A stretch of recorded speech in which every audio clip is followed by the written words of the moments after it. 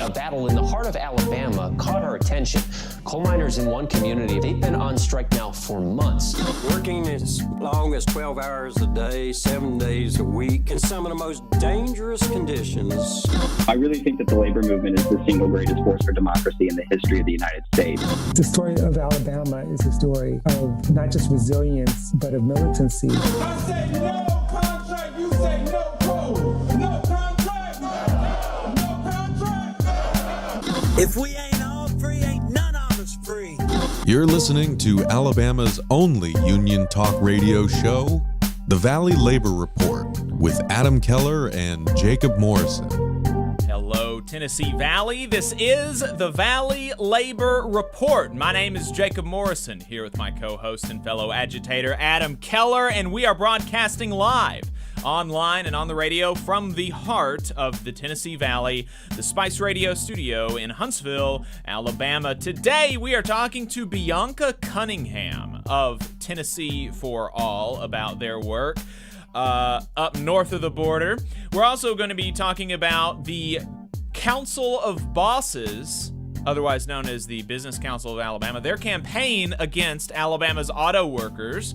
And we will be talking about child labor today in Boss Watch. All that and more on today's program. If you want to be part of the show today, we've got a phone number and the line is open. You can call 844-899-TVLR. That is 844-899-8857. You can also leave a voicemail throughout the week and we might respond to it on the next program. If you haven't gotten enough of us by the time that we wrap up here on the radio, or if you just want to see what we're up to throughout the week, then you can find us anywhere you find anything online. We are on Facebook, YouTube, Twitter, TikTok, all at the Valley Labor Report. We also have a website, TVLR.fm, where you can subscribe to our newsletters. Just a reminder, your support helps us stay on the air. Our largest single source of funding comes directly from our listeners, so if you want to be part of making this program happen, you can make a one-time donation or a recurring monthly donation at tvlr.fm/donate. You can also buy our merch at tvlr.fm/store or become a patron at patreon.com/the Valley Labor Report. And if you're a member of a union, then think about getting your local or international to sponsor the show. We could not do it without the support of organized labor. Let me add a disclaimer that any viewpoints or opinions expressed in this program belong solely to their author and do not necessarily represent any organization or sponsor. We welcome all of our listeners, whether you're on YouTube, Facebook, Unclaimed Mysteries Internet Radio, WVNN, WZZA, WHIV, or through your favorite podcast app. We are proud to be part of the Labor Radio Podcast Network and encourage our listeners to check that out. And as most of you know, we are not media professionals, just a few diehard union brothers who believe that Alabama and the South's labor movement and working class deserve a bigger platform. We're hoping this project can make a difference on that front, and we could not do it without you. So we want to thank everyone for tuning in. Whether you're a loyal fan or a first-time listener, we appreciate you spending some time with us this morning. Last week in Southern labor, let's get to it. Here's what workers in the U.S. South and the American colonies were up to from February 2nd to the 9th. We had several new campaigns. 160 workers at L'Auberge Casino Hotel Baton Rouge in Baton Rouge, Louisiana, filed a petition to hold a union election with the United Auto Workers, UAW. The UAW also represents thousands of casino workers in Detroit, so expanding on a base that they already have.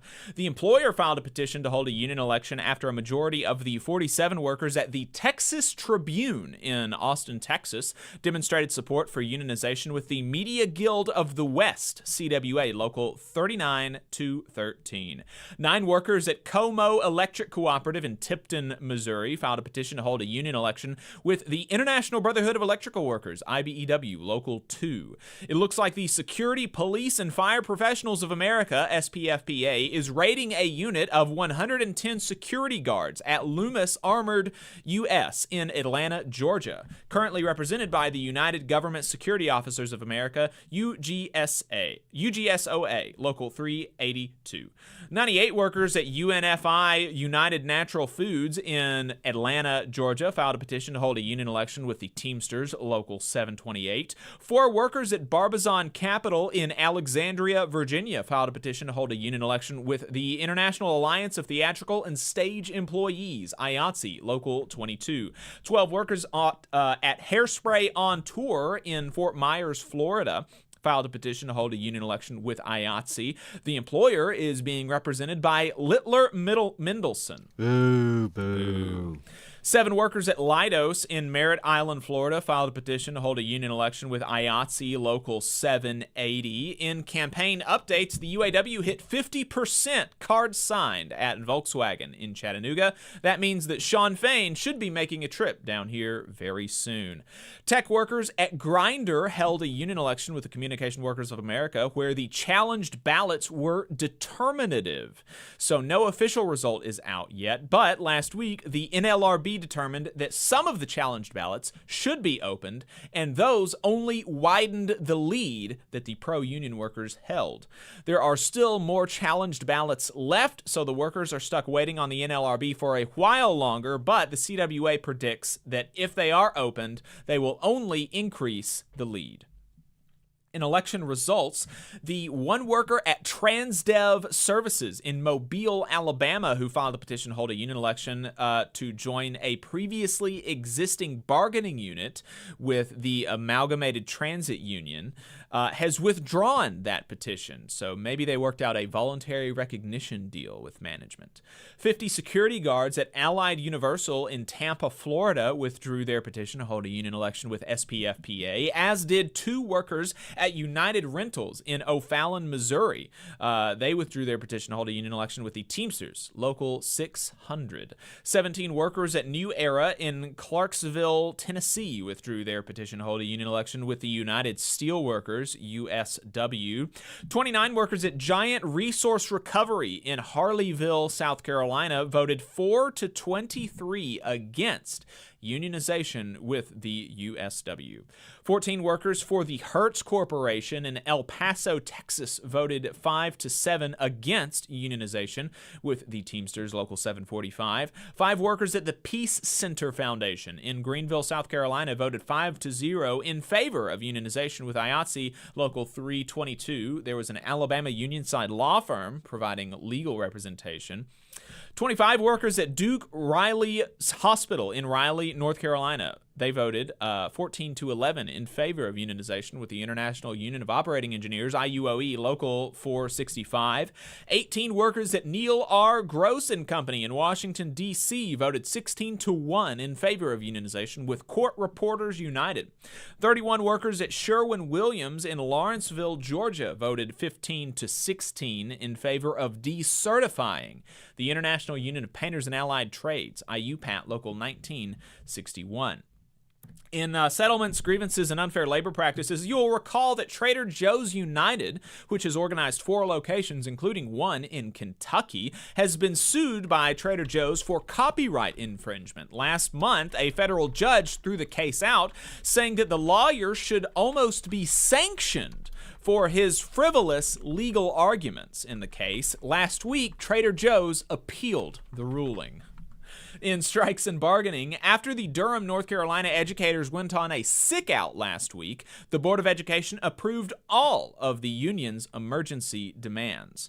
Duke University in North Carolina raised their minimum wage to $18 an hour a few months after UE Local 150 secured an $18.50 an hour minimum wage for city workers. Paratransit drivers providing on-demand service in Baton Rouge, Louisiana, ratified their first union contract with the Amalgamated Transit Union with a 17.25% raise over 5 years, a grievance procedure, seniority protections, and more. Love to see ATU making that kind of gain in the South. Good job. Absolutely. The Teamsters are heading towards multiple strikes in the beer industry. Both Molson Coors and Anheuser-Busch are refusing to meet the Teamsters on key issues. The Teamsters raised the strike pay to $1,000 a week for these 2 groups of workers in the event that they do go on strike. In politics and legislation, a farm worker died from the heat in Miami last summer, so we've seen efforts to pass municipal heat protections in Florida cities. The Florida Senate is trying to preempt those ordinances, saying, quote, "It's unconscionable that all of a sudden we need babysitters for everyone that works. I think it's unconscionable that employers in Florida are allowed to subject their workers to conditions that lead to their death." Former Alabama Governor Don Siegelman spearheaded an effort to buy over $4 million in medical debt and forgive it, positively impacting over 5,000 Alabamians. With Florida's new anti-union law in place, 30 public sector units for city, university, and non-instructional school employees were decertified by the state. This means that their contracts, even though they haven't expired, are now null and void, and workers are not guaranteed those protections or benefits.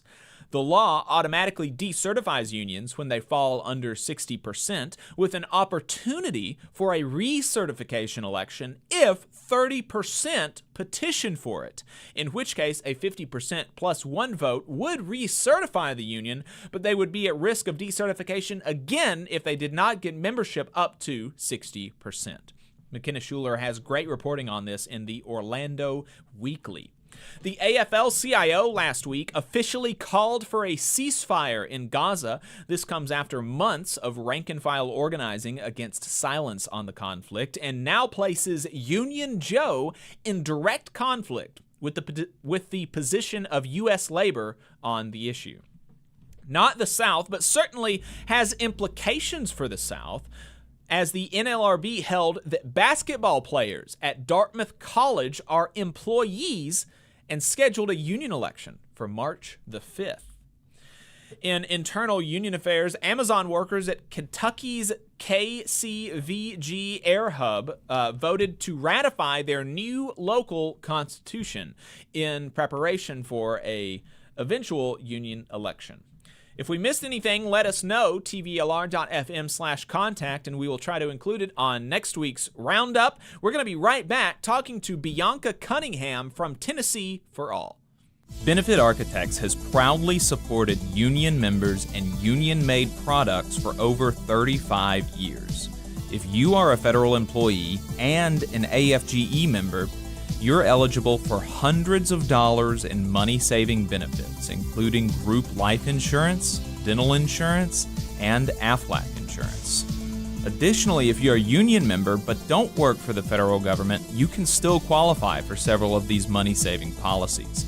So give Tate Hure a call at 256-215-6769 for details and to enroll. Again, that is Tate Hure at 256-215-6769. In Alabama, more than 200,000 of our friends and family members are living without health care coverage. Often folks can't stay healthy enough even to keep their jobs. We can fix this. It's time for us to find a way to close the health care coverage gap so that people can remain at work. Let's make this a priority. Let's close this gap and cover Alabama. To learn more and how you can help, visit coveralabama.org. The attorneys at Maples, Tucker & Jacobs have stood with the working people of Alabama for over 40 years, providing skilled legal representation for your workplace injury claims. When you are injured on the job, it can be a scary time. The attorneys at Maples, Tucker & Jacobs have the experience to guide you through the process to make sure that you and your family are properly taken care of and your rights are protected. If you need help, call the attorneys at Maples, Tucker & Jacobs at 855-617-9333 or visit online at www.mtnj.com. No representation is made that the quality of legal services provided is greater than the quality of legal services provided by other law firms. Support for the Valley Labor Report comes from the International Federation of Professional and Technical Engineers Union. Learn more by visiting www.ifpte.org. Attention union members, membership organizations, podcasters, or anyone with a payment processing need. The future is here, and your organization needs to be prepared by working with Unionly. With Unionly, your union or organization can take payments on a mobile device, eliminating processing fees, giving you a better price than other payment processing methods, while at the same time supporting a union-friendly business with a specialized skill set to meet your needs. Your members will thank you when they pay their dues at their convenience without waiting in line to deposit cash or check. Start preparing for the future today by calling 206-595-8631 or visiting unionly.io. Are you looking for a better future, a career that can have you set for life, and to be a part of something that's bigger than yourself? If you are, then consider a skilled trades apprenticeship with the International Union of Painters and Allied Trades. The work of IUPAT is all around us, from the industrial painters who work on the bridges to drywall finishers, floor coverers, the glazers who install the glass in our skylines, and so much more. With an IUPAT apprenticeship, you earn while you learn and receive benefits while learning the trade, including a pension. We provide world-class education free of charge. That's right, no student debt.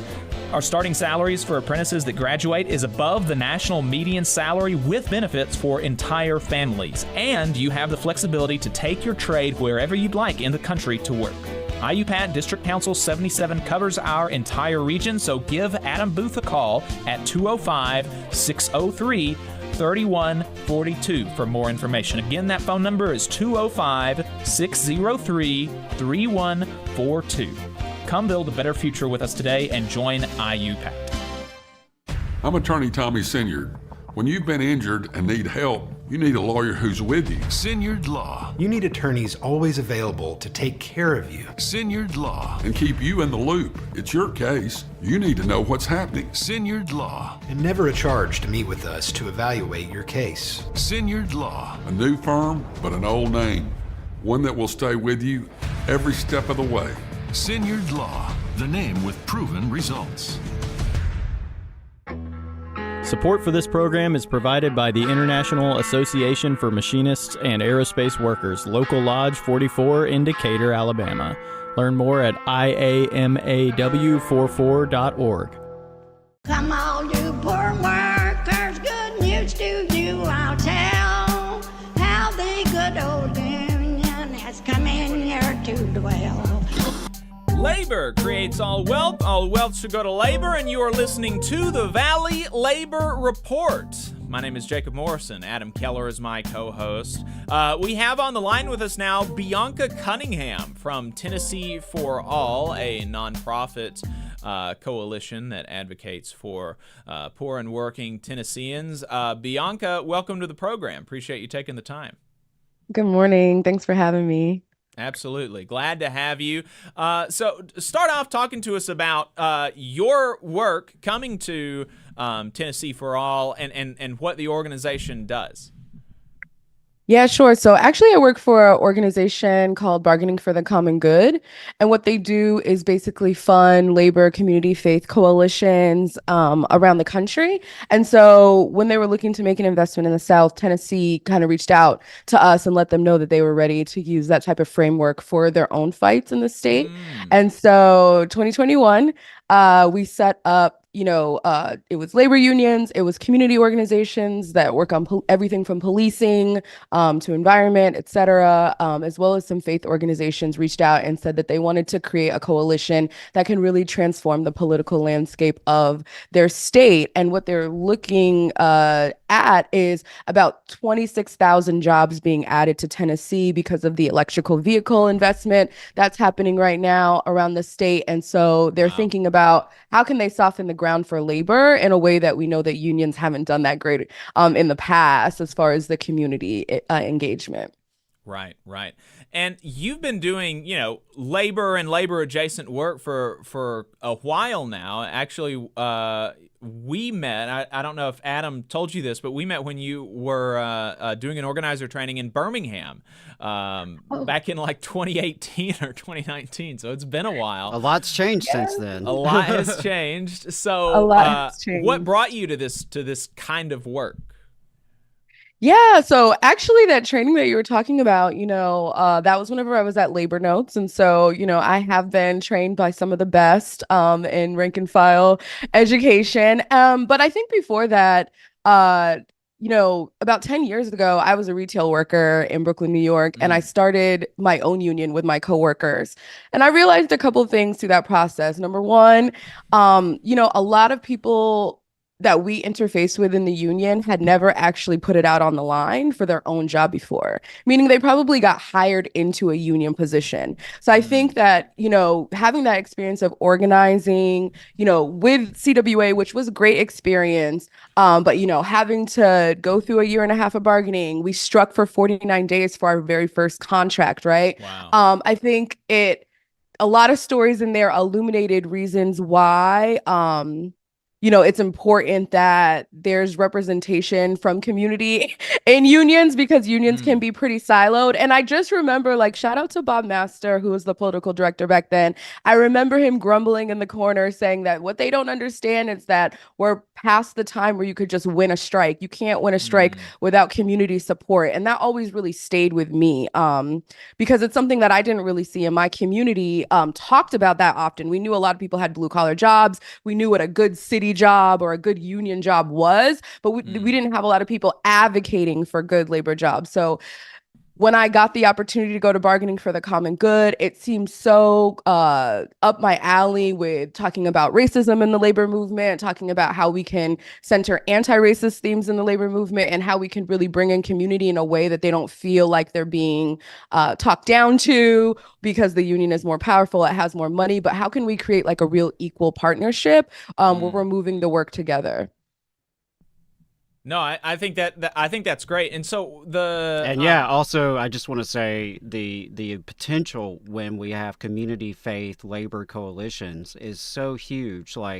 There's so much untapped potential there, particularly here in the South, because you're right, these groups often haven't been talking with each other, haven't been building networks of solidarity amongst each other, and the more we show up for each other and the more we support our efforts, it's I think the sky is the future, it really is so much potential in terms of diversifying our movement, strengthening our movement, hitting it from different directions, right, and bringing in different people's talents and skills and relationships that they have. It's just it's very important work what you're doing, and we're definitely trying to do some of that work here in Alabama as well, and it's exciting to see that happening in Tennessee and right here in the South. How did that work get started in Tennessee? What was the impetus in Tennessee in the labor movement to say that we want to try to do more to involve the community? Well, for lack of, better circumstances, they're already really operating, and y'all probably know this from Alabama, they're already operating as an ecosystem because they're severely underfunded. Unions don't have a ton of power or capacity. So I think my introduction to the South was coming from New York where unions have full staff, you have comms, you have a whole team behind you. And then coming to the South and being I only have one or maybe nobody off of, even on work release, right? So they've already been operating as an ecosystem. I think what they wanted to do from using the bargaining for the common good framework was two things. Number one, figure out a way to talk about and amplify the corporate power that's building that we know that Republicans in our state, are championing all the time and taking care of their friends. So how can we draw attention to the corporations? We know 60% of corporations aren't paying taxes in the state of Tennessee, for instance, right? So it's how can we start to go after different targets than just the government, especially when there's a Republican trifecta and it feels really hard, right? And I think the second thing was how can we bring direct action? We know that Tennessee has a long history and legacy of, the home of the civil rights movement and so many other important struggles. It's how can we start to bring that spirit of direct action and confrontation back as we're, looking at the wealthiest individuals in the state and who's taking advantage of us. And so I feel the labor councils and, it was it's United Campus Workers, the labor councils, SEIUs, all came together and put their egos aside along with, like I said, Memphis for All, they do community policing and safety, Stand Up Nashville, which a lot of people know about, and in the Gamaliel organizations, The other thing I would say that they were really interested in was like, we didn't, and this is something I learned, they didn't have any statewide infrastructure in any organization in the state, meaning no no organization had a statewide reach or a statewide program or anything like that. Everybody was operating mostly in, the rural, the urban centers, or, like the city centers, which is like Nashville, Memphis, and even Chattanooga and Knoxville a little bit. And so we were saying, well, if you look at the map, 91 of 96 of the counties in this state are rural. So if we're only organizing in Nashville, we got a problem because we're never going to be able to reach the people that we need. And so that was another impetus for us coming down there, doing rural organizing around the electrical vehicle battery plants. We've done direct action. When I first got there, they told me that they hadn't even, I was like I'm coming from New York where we had like a robust movement. I was, a member of the DSA. We're getting people elected, we're moving things and and it's because of thousands and thousands of volunteers.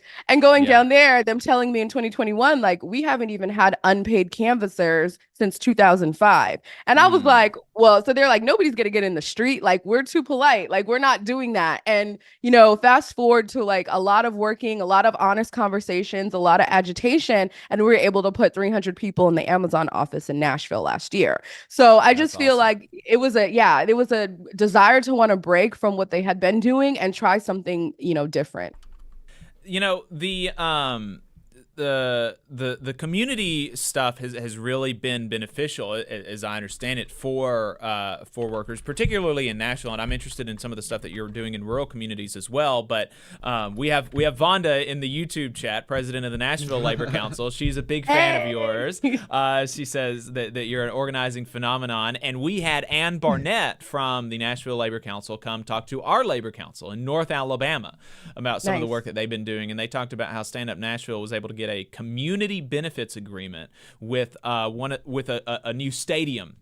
Yep, the Major League Soccer stadium. Yep. Yeah, to build it, not explicitly with union labor, that's not written in there, but with union wages, with union safety standards, with union training standards. And so, who are the only people left that are willing to do that, right? Of course, the non-union contractors could up their game and they could, meet all these standards and be, kind of taking the high road, but they don't want to do that. And we know that. And so the people that are left are the union contractors. And so were you involved in that campaign?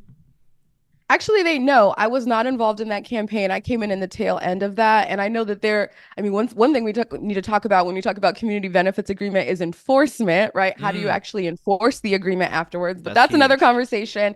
I would want to shout out too that they were able to get like dedicated affordable housing for the area, which is, if anybody knows Nashville, it's so expensive. People can't afford to live there. It's a service, the service industry is huge, right? It's a tourist city. And so that was really special. One of the things I'm working on right now, though, is trying to replicate what they did around the Ford Blue Oval in Mason, Tennessee. It's about hour and a half outside of Memphis. And so this is generations of it's a black farming town.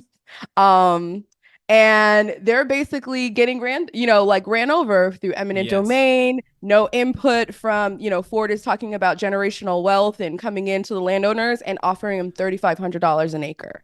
I mean, this is what we're dealing with. There's no infrastructure there. And so when you talk about adding 6,000 jobs to a very rural, underdeveloped area like that, we know that it's going to change, the makeup of what they've been calling home forever. They have a very great aquifer, very clean water, very fertile soil for farming. And so we're trying to say, if Ford is going to come in and make this $6 billion investment in Blue Oval City, then they ought to have enough money, especially from taxpayer money, by the way, because they got $3 million. Okay, $3 billion, excuse me, from the state, and I believe like $9 billion total from the federal government. Wow. So we're saying, like, where's the investment into the community around here? And people want a Wakanda. We want all the electrical vehicle, cool things that we're thinking about. We want green space. We want green infrastructure. We want the people to, have a return on the investment of their tax dollars that Ford has been able to use to build this. Can you say that again? You said it was $3 billion from the state of Tennessee for this one factory? $2.9 billion. Yes. That's insane. We have done in Alabama, Adam, it's only been like what, 1.5 billion over 30 years to half a dozen different auto manufacturers, right? Yeah, that's remarkable. That's wild. That is $1 lease for the that's on land. top of $9 billion from the federal government, you said. That's right. And Oh, $1 lease for the land. Yep. Oh, So my goodness. what we're saying is the federal government or Biden administration supposedly gave that money and said, you know, you got to take care of the community because this is not that popular. But we know Right. that Ford's version of community benefits agreement has been a $50,000 check to the Boys and Girls Club, or, you know, taking care of certain organizations. And what we're saying is we want long-term investment that really addresses the impact that people are already feeling from this facility. Yeah, of course. And so how far along is the facility? And this is a really, you know, this could potentially be a very kind of touchy subject for labor. You know, we're talking about a new Ford plant. Almost certainly, you know, the UAW has card check provisions with Ford, I believe. And so almost certainly this is going to be a union plant, 6,000 union jobs here soon. And so you could see a world where labor is lining up behind Ford and supporting the kind of running over of this small black town on the west end of Tennessee. And so how far along is the construction? Is it actually done being built? Because I remember years ago, actually, I don't know if you're familiar with America's Workforce, but it's this union radio program in Ohio. I remember years ago the iron workers going on America's Workforce in Ohio talking about we need iron workers to come down and work this plant to build this thing. So how far is it along? What have y'all been doing to try to make Ford do more than give $50,000 to the Boys and Girls Club, and what's the status of all of that, and where is labor right now? That's a lot at you, so I'm sure that is a lot. I might have to tag in Miss Vonda on this one now. So the plant is set to open in 2025, and it's true that like it's not completely built, although it is going up fast. They're still like waiting on some permits and some different things. They're building their own water treatment facility to treat their own water. I think environmental concerns come around the top line of the concerns right now because we know that those batteries are so toxic. We haven't really heard a real plan to how they're going to dispose of them. When I was part of this thing called the Blue Oval Roundtable, where Ford invites all of these local organizations to, you know, give input, and they flew us all out to their headquarters in Detroit. And, you know, one of the things I asked is what's the plan for the battery disposal? And they told me that they hope that there is like a really strong secondary market where they'll never have to dispose of a battery. They can just keep selling you it over and over in different cars, which was concerning. So yeah, but we have some time. As far as labor, it is being built union right now. We are working closely like with LIUNA, for instance, and I know that LIUNA is working really hard to get people in the local community hired to help build it. So labor is there right now. As far as the UAW, you know, I just want to address two things. Number one, yeah, it is true that they have neutrality, but we also know, because we saw this with Volkswagen, that the company doesn't have to do an anti-union campaign. The state will do it for them. Yeah, so there's no guarantees ever, right? But UAW has been really great. So something happened. So when we started doing Tennessee for All, originally we were working on education, fully funding education, and we were doing stuff around, they had a right to work bill that was trying to be codified in the state constitution that we were fighting against, us and the NAACP. Tennessee for All, because the state Fed wouldn't fight it, right? So we stepped up and said, we think it's that important. Of course, we got our asses kicked, but in that fight, people started to, you know, take notice of us. And so the folks in Mason were some of those folks that took notice and invited us out. And we were able to bring, you know, a bunch of people out to Mason, Tennessee, which is in the footprint of the Blue Oval facility. And what was happening with them was that as soon as Ford announced that they were coming, the state of Tennessee tried to revoke this Mason's charter, small black rural town to absorb it into the surrounding white county because they wanted to, steamroll through this community and without any input. So they revoked their charter, or they tried to revoke the charter, saying that they owed all this money and causing corruption. We were able to work with them. I think even UAW may have made like one of their payments for them. And so we're really trying to go a long way to build with those folks. And, this is the idea. It's like, I worked on the Nissan campaign in Canton, Mississippi. I remember how that was, as far as like, it took forever. I wasn't on it the whole time, but it's just like, it was still too late. Right? It took so long and it was still too late. And so part of our thinking was in 2021, when we started getting to know these folks, and like, they came in realizing what we were about. They were like, we need to organize ourselves. And they decided they wanted a community benefits agreement. And so what we've been doing is we've been holding town halls, doing surveys, phone banks, canvassing on doors to try to build a coalition in that community that can identify what the impact is. And their stuff is like housing has skyrocketed ×3 since Ford announced. It's just like very predatory right now. I mentioned the $3,500 an acre. So people, the state coming in with eminent domain and really lowballing these black farmers. And then, like I said, people are concerned about not only the environment and the health of the environment, but also these 6,000 jobs, right? Like, I asked the folks at Ford directly to their face, like, what's the pipeline to get these folks hired? I saw that they opened like a STEM school, K through 12. I think it's great. And I also think that by the time anybody goes through that school, we already know that how you hire in a facility is like really what the makeup of the facility is going to be, because of nepotism, because people know about the jobs from people that they know, et cetera. And so it's like, it's not good enough to say that we're going to wait 12 years for somebody to be able to start getting a job. And, and they've had this happen in that area before. They had a private prison and, it's closed now. And one of the things I ask is like, oh, was that devastating to the economy? And they said, no, because nobody here had those jobs. Those are all people that were coming from other parts of the state or even out of state. Right.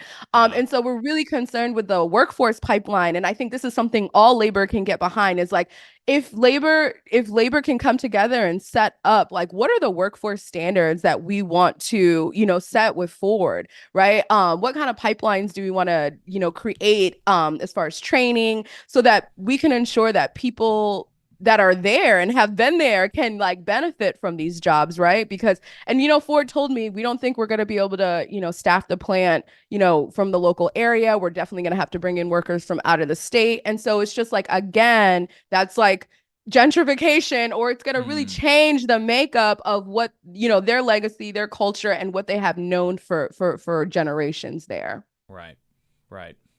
Well, definitely want you to keep us up to date on that, and looking forward to seeing y'all be able to get a good community benefits agreement and hammer out some of this stuff with the pipeline, because it's really important that the community where this is happening is able to benefit from it, and it's just amazing. I've said this multiple times, but and if people, if you've been listening long enough, you know who I'm talking about, and you can go back and you can find the interview. But we had a city councilor, a candidate at the time, on the program, and he was talking about I want to do these quality of life improvements in my district and all this stuff. And so I asked him about, basically the gentrification question, right? You've seen that in Nashville, in other places across the country to a huge extent. And we've seen it a little bit here in Huntsville. People in 35801 have been priced out of their of places where they've lived for, generations. Right. And people from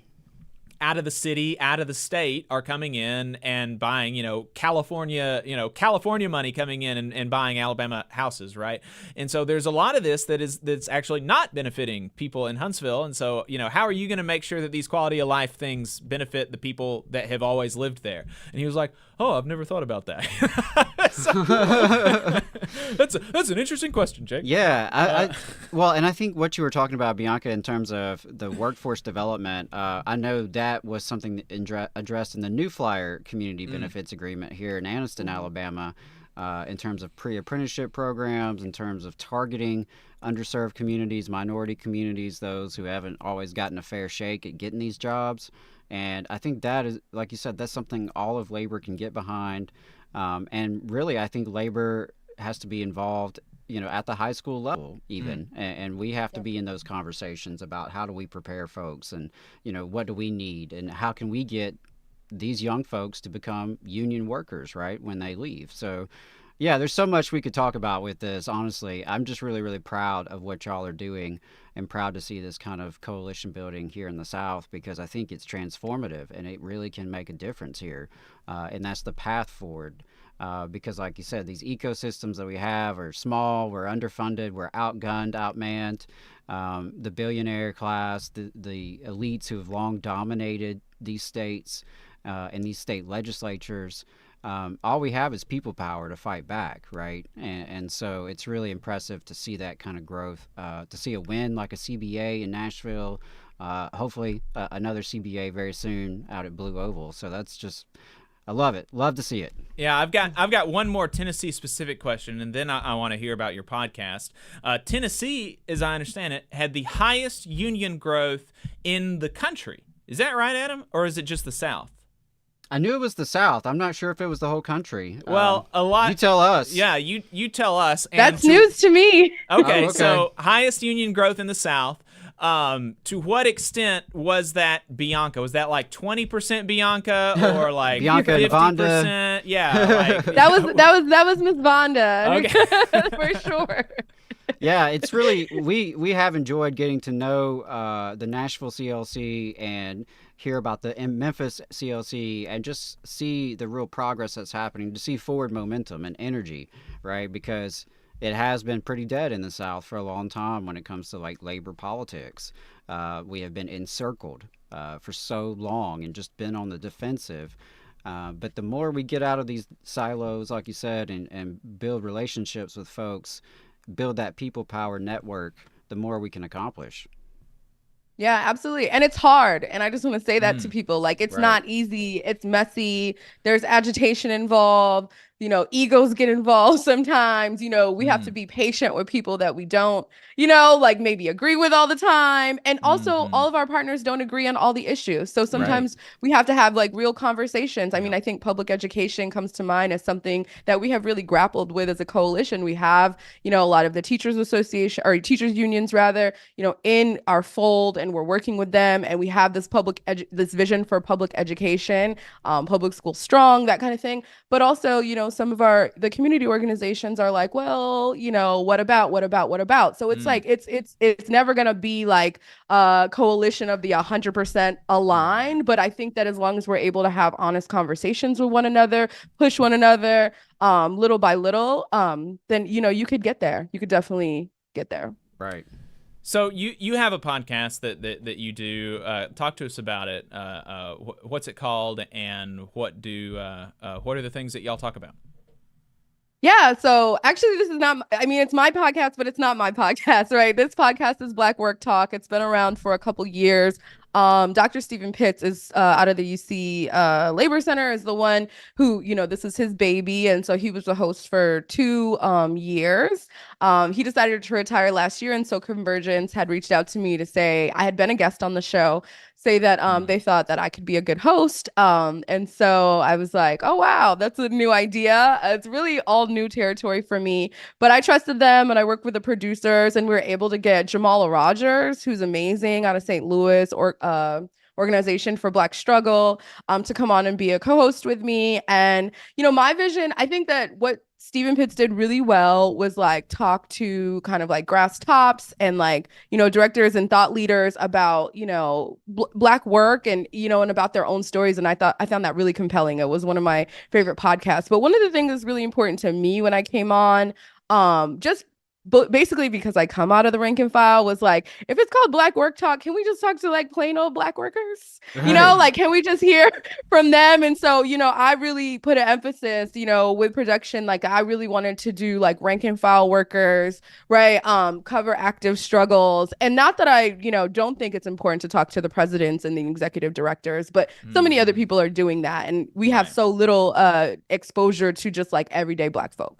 So that's what we tried to do this season. We had really great episodes with Writers Guild, the Hollywood writers were on after their strike. We had Kaiser workers on after their strike, the Teamsters right before they thought they were going to go on strike. And it was just really amazing to hear all their stories about, how the union has, helped them, and helped them evolve and grow and, fought for them and how they fought for the union and why it's important, for us to all be in this struggle. I found it really relatable, like I said, coming from the rank and file. And so I'm hoping to do more of that type of content. Bianca Cunningham, Black Work Talk, bargaining for the common good. The common good. Yeah, thank you for coming on the show. I really appreciate it. Thank you for having me, y'all. Appreciate it. All right. So, speaking of Southern politics, Adam, we are in the beginning of Alabama's legislative session. You are the Northeast Alabama organizer for Alabama Arise, and that's a big part of what Alabama Arise does is take a look at the legislative session, advocate for policies that help poor and working people in Alabama, and advocate against policies that hurt poor and working people in Alabama. So give us a legislative snapshot. What's going on right now? What's been happening, and what are we looking at coming down the pike? Sure. Yeah. Well, first of all, let me give my disclaimer. I appreciate your introduction, but I will put the disclaimer that I'm not speaking in my work capacity. This is just me. Okay. This is just Adam talking. And so, yeah, it's always scary, frankly, when the legislators go into session in Montgomery. We always kind of hold our breath when they gather down there because you never know what kind of shenanigans they're going to get up to, honestly. We have a GOP supermajority, right, which means the Republican Party holds enough seats that they could theoretically pass anything they want with just their votes. Now, that's easier said than done. So the legislature did begin on Tuesday. The governor gave her State of the State address. She mentioned a few of her priorities, which we've already seen pop up in the legislature. So, Jacob, you want good news, bad news, something in between? What you want to start with? Let's start with the bad news. Okay, bad news. Well, there's a lot of that, so hopefully we have time for the good news. So the bad news, let's see. Last year, you may remember myself and quite a few other people fighting this terrible absentee voting rights bill. Well, it's back this year as Senate Bill 1, and I strongly encourage folks to talk to their state senator between now and Tuesday. Because it could be on the floor of the full Senate by Tuesday. It passed out of committee this week despite overwhelming public opposition. The hearing room was packed. The speakers were overwhelmingly against it, of course. The League of Women Voters, Alabama Rise, the Alabama Voting Rights Coalition, all sorts of groups and organizations have really been sounding the alarm about this bill because it would criminalize folks for helping someone vote absentee. And it's, so almost anything you could imagine in terms of helping someone participate in the election via an absentee ballot. Any sort of assistance that you might provide to someone outside your family could be criminalized. And of course, as union activists, getting our union membership to go vote and participate in the elections is something that we do as part of our volunteer duties, right? And so there are a lot of folks who are, whether they're political coordinator for their local union, such as me, or if they work in advocacy groups or nonprofit groups or get out the vote groups, voter registration organizations, the League of Women Voters, some of the work that they actually do could be criminalized under this statute. But of course, there's a big concern from the disabilities community. And that's who, elderly folks and the disabled were particularly concerned about their ability to vote absentee because sometimes they need someone to help them with that, right? Whether it's getting a ride to go pick it up or, assistance in getting it, whatever the situation may be. It's a really draconian bill that is, it's a hammer in search of a nail that doesn't exist because the whole thing is supposed to address what they call ballot harvesting. There's no proof of ballot harvesting happening in Alabama. They want you to believe that there are shadowy left-wing organizations harvesting absentee ballots from, I guess, duped Alabamians participating in this, and that this is somehow, a major electoral safety concern. Now, that doesn't seem to track with common sense that we don't even have competitive elections in Alabama, but nor does it compute with the facts, right? There's no proof of this kind of activity. So that's a really bad bill, Senate Bill 1. Really encourage folks to reach out to their senators about that. There's some other bad news. The governor made it a priority this year to push school choice legislation, or so-called school choice. And so there's a couple of different bills out there on school choice. Some, the governor and the Speaker of the House, Ledbetter, and Senator Arthur Orr up here in Decatur, who is chair of the Education Finance Committee, they are pushing the CHOOSE Act, and this would create educational savings accounts. They're talking about taking $100 million out of the public education trust fund budget to fund this. It would phase in terms of who's eligible, but it's a bad bill. It's more school privatization, more school vouchers. There's one that's even worse that was called the Price Act last year. I forget what it's called this year. Same guy, Ernie Yarborough, is pushing it. It's even more deregulated and would funnel even more public tax dollars into private pockets. So school choice is going to be one of the biggest fights happening in the legislature. There is child labor child labor law deregulation that is up for discussion, which we can talk about a little bit later. But long story short, the certification of work requirement form, the form that 14 and 15-year-olds have to get to be eligible to work, they want to get rid of that form so to make it easier for 14 and 15-year-olds to work. So, there's quite a few bad pieces of legislation already being floated out there.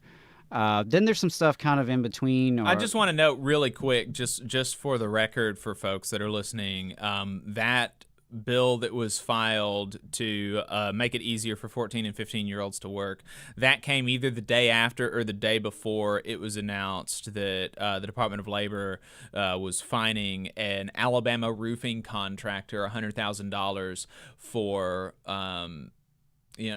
for killing a 15-year-old boy who was on his first day on the job.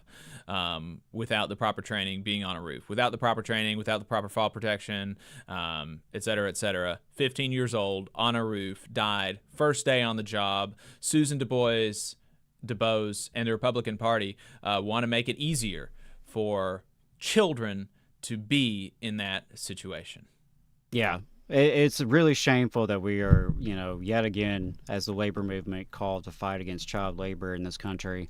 And I'd like to see the education community speak up on this issue as well, because there are already too many students in high school who are working way too much, and it's impacting their academics, their behavior, and the idea that you want more 14 and 15-year-olds in the workforce, it's just, it's absolutely bonkers, and it shouldn't be happening.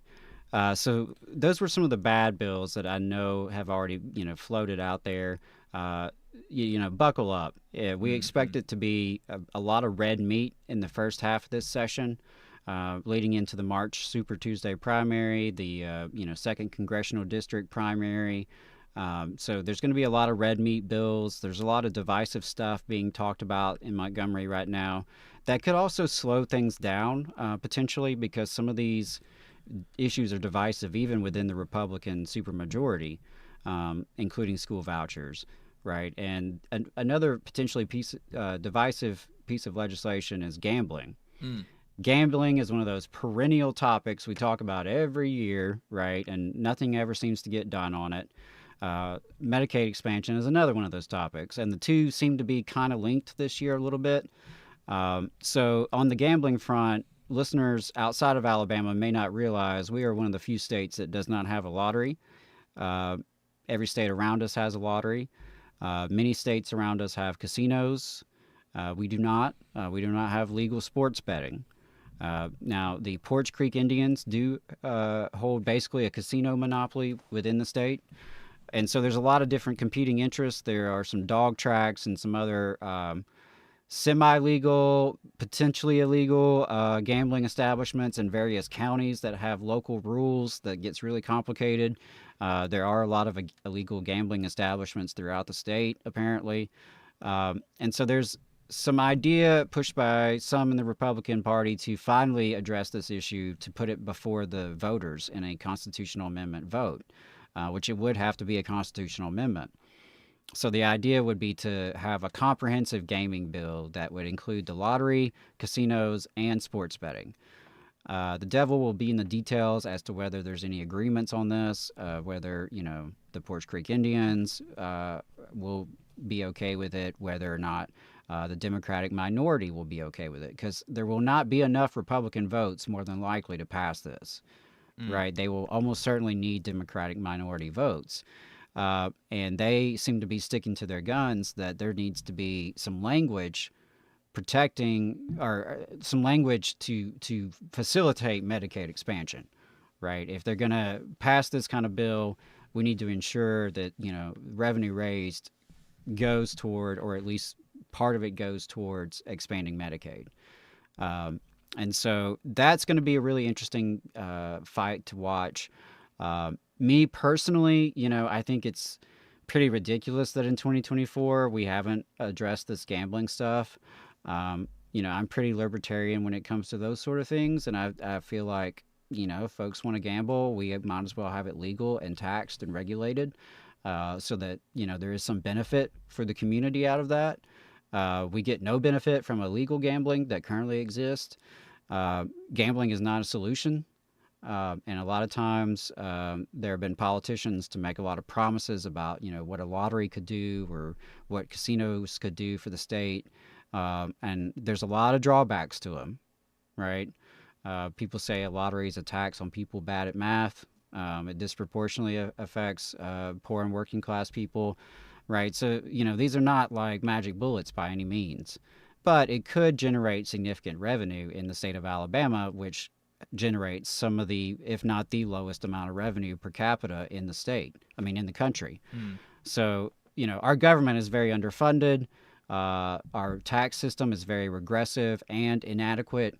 So anything that would add additional revenue to the state could be a potentially good thing. Medicaid expansion appears closer than ever before, possibly. Which, there is a Blue Cross Blue Shield promoted plan that is a public-private partnership that's being floated around Montgomery. The plan itself, I haven't seen it, right? So I can't speak to how good it is, how bad it is, whether or not it, is equivalent to Medicaid expansion, whether it would cover the same amount of people. The little bits I've seen just in the media is that theoretically, it would cover the same amount of people as Medicaid expansion. It's just that some of those would be on Medicaid, some of those would be on a subsidized Blue Cross Blue Shield plan. So, again, the devil's in the details on that. At the end of the day, there are hundreds of thousands of Alabamians who do not have health care, but could if we expanded Medicaid. And there's a ton of economic impact that we've left off the table by not expanding Medicaid. Just thousands of jobs, security for our rural hospitals, so many of which have closed in recent years. So Medicaid expansion is a no-brainer. It should have happened a long time ago. It needs to happen. We will see if this is the year. It does seem more promising than ever. Again, folks who care about this issue should absolutely be talking to their representatives and their senators about this, as well as Governor Ivey. And then I'll finish with a more hopeful note, which is the state of Alabama. Well, this isn't hopeful. This is just the context, which in Alabama usually sucks, right? So the context is that Alabama provides $0 in public transportation funding. That's right, zero. There's no state dollars for public transportation in the state of Alabama, which is bad on so many levels, including the fact that you're leaving behind so much in federal matching dollars.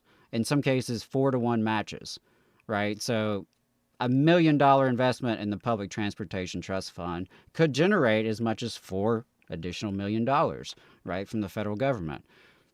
Wild that this isn't being done. But the good news is the governor has indicated more openness to doing this. Probably not as much as advocates want in terms of a budget allocation, but certainly didn't rule it out. So if you are passionate about public transportation, this could be your year to see some progress. Again, talk to your state rep, ask that be in the budget, that there be an allocation to the Public Transportation Trust Fund, because there's so much untapped potential there. And I think what has changed the conversation around that is this labor force, workforce participation rate conversation. There's been so much obsession among elected officials in Alabama's low labor participation rate. And thankfully, advocates like Arise and others have really hammered home the message that, people have to be able to get to work to go to work. People have to be healthy enough to actually work, right? So public transportation, Medicaid expansion, child care support, these are issues that are vital to getting people to participate in the workforce. And there seems to be, an increasing understanding even among, some of these elected officials that we're not big fans of. Some of them are starting to kind of come around to the idea that, maybe there's something to that. Maybe if someone could, get a bus to a job site, they could keep their job. Maybe if they could get medication that they need, they could stay in the workforce. So that's my legislative update. Happy to take any questions you have, sir. But that's what I got. Some good news, some bad news, some stuff to keep an eye on for sure. Yeah,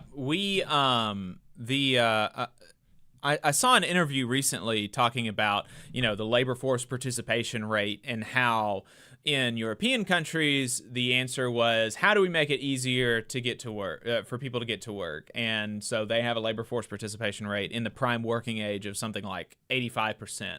And in the United States, it's something like 78, 79, 80%. So they have... And much lower here in Alabama. And lower here in Alabama. And so, they have in Europe much more prime working age people actually working. And, the way that they did that was they made it easier to work. They had, they've got universal health insurance so that they can, universal health care so that, people can go from job to job without, feeling like any sort of way about it. They have higher wages to make it make more sense to go and get a job. They have public transportation.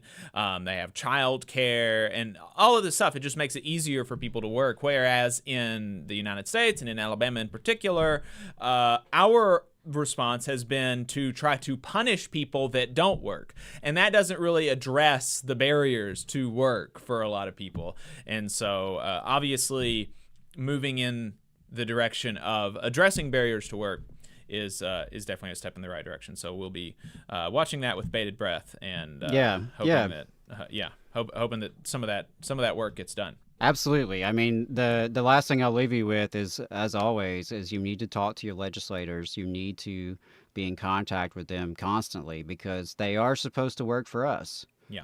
They are supposed to. And, so it really takes pressure to get them to do the right thing. And I know it can seem really disenchanting in Alabama sometimes. It is such an uphill battle. But let me say this. Every year, folks are able to defeat bad bills. Every year, folks are able to push positive legislation. That's despite a GOP supermajority. That's despite, the fact that many of the Democrats that are in office are also aligned with the Chamber of Commerce and the Business Council of Alabama, that kind of thing, right? Working class people in Alabama have very little political representation, if we're being honest. But despite that, when we fight, when we organize, when we build coalitions, we are able to make some progress and at least stop some really bad things from happening. So that's important. Keep your head up, stay engaged, stay in the fight. Just try to beat these bad bills and just try to make some progress where we can. All right, folks, we're going to go to our second break. We're going to be right back to wrap it up with Boss Watch. Stay tuned. In Alabama, more than 200,000 of our friends and neighbors are living without health care coverage. Often folks can't stay healthy enough to keep their jobs. We need to fix this. Let's close the health care coverage gap. To learn more, visit coveralabama.org. Support for this program also comes from the Ironworkers, Local 477. So if you are looking for contractors with lower than average EMR and TRIR, they tell me that if you need to know what those mean, then you will.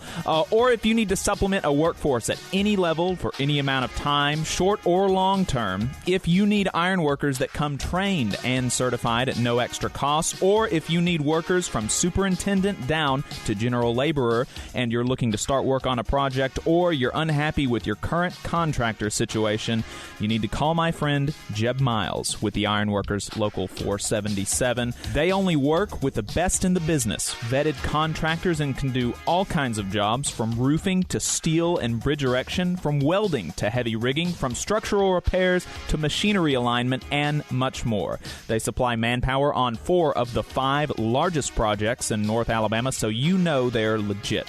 If you need good quality, safe, efficient, diligent, and knowledgeable workers on your job, then you need the Ironworkers Local 477. Call Jeb Miles at 256-383-3334 or via email at local477@bellsouth.net, and make sure you tell them that you heard about them on the Valley Labor Report. We're the nurses, firefighters, and claims representatives that help keep our government services running. We respond to natural disasters. We care for our nation's veterans, and we investigate discrimination in the workplace. We are federal and D.C. government workers, and we are proud to serve the American people. Working in more than 70 agencies across the government, we know we can fulfill our mission because our union has our back. Learn more at afge.org. Paid for by the American Federation of Government Employees, AFL-CIO. The Laborers International Union of North America, Local 366, is proudly recruiting North Alabama workers to work construction and nuclear plant maintenance. If you're interested, please contact Donna at their training center to start the process. That phone number is 256-415-7452. Again, that phone number is 256-415-7452. No experience is needed. Free training is offered, but you must be able to pass a background check and a drug test. Local hiring that grows our community with good-paying jobs that have benefits is their mission. Live better, work union, Local 366, feel the power. Support for this program also comes from the Mid-South Council of Retail, Wholesale, and Department Store Union. Learn more at rwdsu.info. I'm attorney Tommy Sinyard. When you've been injured and need help, you need a lawyer who's with you. Sinyard Law. You need attorneys always available to take care of you. Sinyard Law. And keep you in the loop. It's your case. You need to know what's happening. Sinyard Law. And never a charge to meet with us to evaluate your case. Sinyard Law. A new firm, but an old name. One that will stay with you every step of the way. Sinyard Law. The name with proven results.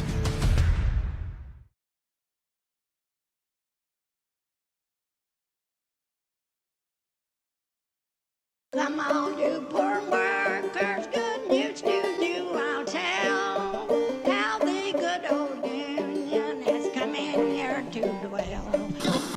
Alabama's only union talk radio show. This is the Valley Labor Report. My name is Jacob Morrison. Co-host is Adam Keller. Appreciate everybody tuning in. We've got Mel, Tom, and Joe in the Facebook chat. Thank you, as always, for listening. Strom, Treo, like I said earlier, Vonda, Limey Redneck, DL Cindero, Dylan, Jada, the anti-corporatist in the YouTube chat. Appreciate everybody tuning in. Like the stream if you haven't. Like us if you're listening to us as a podcast.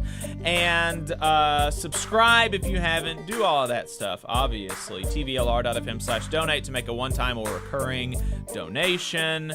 Let's get to Boss Watch, folks. Every single week, bosses are breaking the law, and we gotta let you know about it. First off, like I mentioned earlier, this boy who was killed by the negligence of his employer in Alabama. This is from AL.com.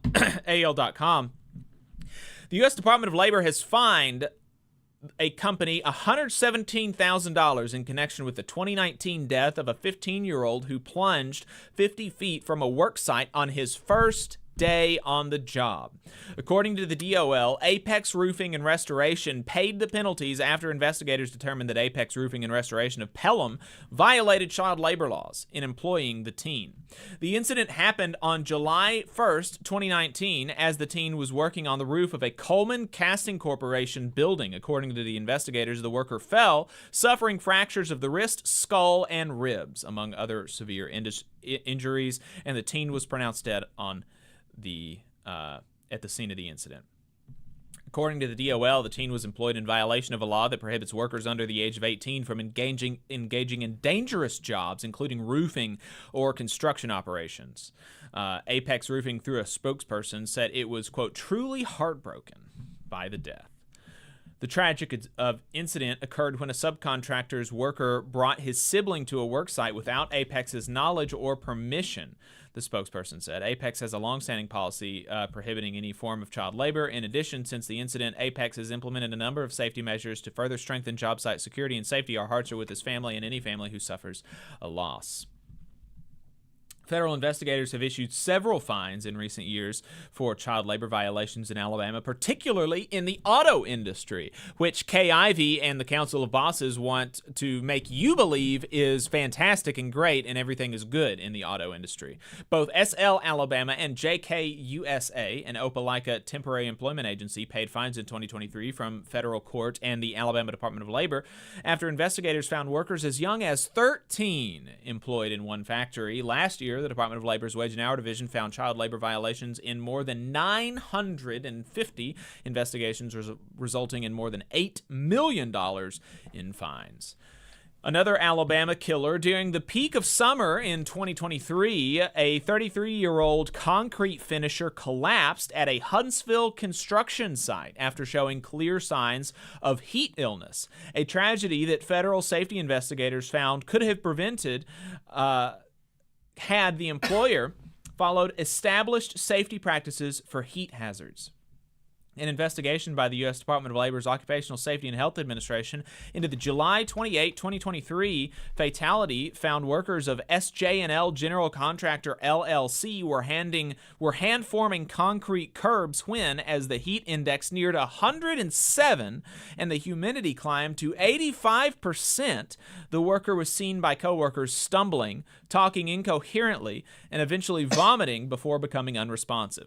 Though employees provided first aid and paramedics transported the worker to the hospital, the worker died only 2 hours after being admitted. OSHA investigators determined that SJ&L General Contractor LLC exposed this worker and 18 other employees to hazards of extreme heat while working outside in direct sun during their 10-hour shifts. OSHA determined that SJ&L General Contractor LLC exposed workers to hazards associated with high heat while working in direct sunlight, and so the employer faces a whopping $16,000 in proposed penalties. Increasing summer temperatures continue to impact workers. Fatalities due to exposure to extreme temperatures increased by almost 20% in 2022, rising to 51 from 43 deaths in 2021. Fatalities specifically due to environmental heat were 43 in 2022, up from 36 in 2021. In Florida, a U.S. Department of Labor safety investigators have found that a Melbourne rental crane service provider could have prevented the electrocution of a 34-year-old crane operator at a Palm Bay work site in August 2023 by ensuring required safety measures were in place and followed. Investigators with the department's Occupational Safety and Health Administration instead found that on August 23, 2023, Captain Hook's Crane Service Incorporated sent an uncertified crane operator to a residential construction project alone to lift and place metal frame roof trusses at a residential construction project. After positioning the crane on an unpaved driveway and extending the boom to complete the first lift, the operator was electrocuted when the steel wire rope and chain rigging suspended from the crane boom contacted two 13,000-volt power lines next to the residential property. OSHA cited Captain Hook's crane service for 3 serious violations for using an uncertified crane operator and operating a hydraulic crane within 20 feet of overhead power lines. The employer also failed to ensure the crane was positioned on a stable foundation by utilizing adequate cribbing, materials meant to support the outriggers of the crane at a greater height. The agency also cited the employer for 2 other than serious violations for not labeling and marking rigging equipment and failing to ensure warning labels on the hydraulic crane were eligible. The agency proposed a whopping $26,000 in penalties. Several dishonorable mentions this week. The U.S. Department of Labor has recovered $184,000 in back wages and liquidated damages for 56 seasonal guest workers and U.S. workers of Sales Restaurant in Tampa, Florida, after finding multiple violations of federal non-immigrant work program regulations and the federal minimum wage and overtime regulations. The U.S. Department of Labor has recovered $200,000 for a former Cobb and Douglas public health worker in Atlanta, Georgia, after the county agency violated the worker's rights to protected leave under the Federal Family and Medical Leave Act. The U.S. Department of Labor has recovered over $500,000 in back wages and liquidated damages for 139 employees of Ian Construction, a federal construction contractor in Guam, who shortchanged workers in violation of federal labor laws. Again, the DOL found that they violated the law in 2012, 2016, and 2021. U.S. Department of Labor Wage and Hour Division investigators found that Boatwright Farms paid 106 U.S. workers in Steele, Alabama, less than similar H-2A immigrant workers, in violation of the law, stating that immigrant workers cannot be given preferential treatment over U.S. workers. The division recovered $8,862 in back wages for the 106 U.S. workers and assessed $9,970 in civil money penalties to the employer. Walmart agreed to pay $30,000 and provide other relief to settle charges of sexual harassment in an EOC lawsuit, specifically that a Defuniak Springs, Florida worker was harassed verbally and physically, reported the harassment, and Walmart failed to take action. Affordable Home Furnishings in Baton Rouge, Louisiana, has agreed to pay a former employee $105,000 to settle a race discrimination lawsuit alleging that a white manager repeatedly used the N-word and then fired a black worker who reported the slurs. Lots of stuff all the time. All the time employers are getting away with this. And, you know, with the child labor stuff, the thing that Republicans think is wrong with that is that it's illegal. It's absolutely wild. But we've got some more news, and this news is positive. Out of Dartmouth. Like I said, we mentioned this in Last Week in Southern Labor, even though it is not in the South, it is definitely going to have implications for the South, especially with the prevalence of college athletics in the Southern United States. But Dartmouth basketball players now have a union election scheduled for March the 5th. This comes after the National Labor Relations Board regional director issued a decision and direction of election ordering the union election because Dartmouth has the right to and they issued this. You know, the controversy has always been, are college athletes players? Are they workers? Are college athletes workers? And then therefore are they subject to the protections of the National Labor Relations Act? Right, and the other wrinkle to it is whether it's a public or private university. Right, and Dartmouth is a private university. Correct. So, the regional director concluded, quote, because Dartmouth has the right to control the work performed by the Dartmouth men's basketball team, and the players perform that work in exchange for compensation, I find that the petitioned for basketball players are employees within the meaning of the National Labor Relations Act. So this election is ordered since the National Labor Relations Board General Counsel issued her memo in September 2021 with her guidance on employee status of players at academic institutions. So we'll see what happens. Something similar happened with Northwestern University in 2015, where an election was scheduled and held among among college athletes, but the ballots were never actually counted because in 2015 there was a rule stating that when there is a pending request for review with the board, that ballots can't be counted.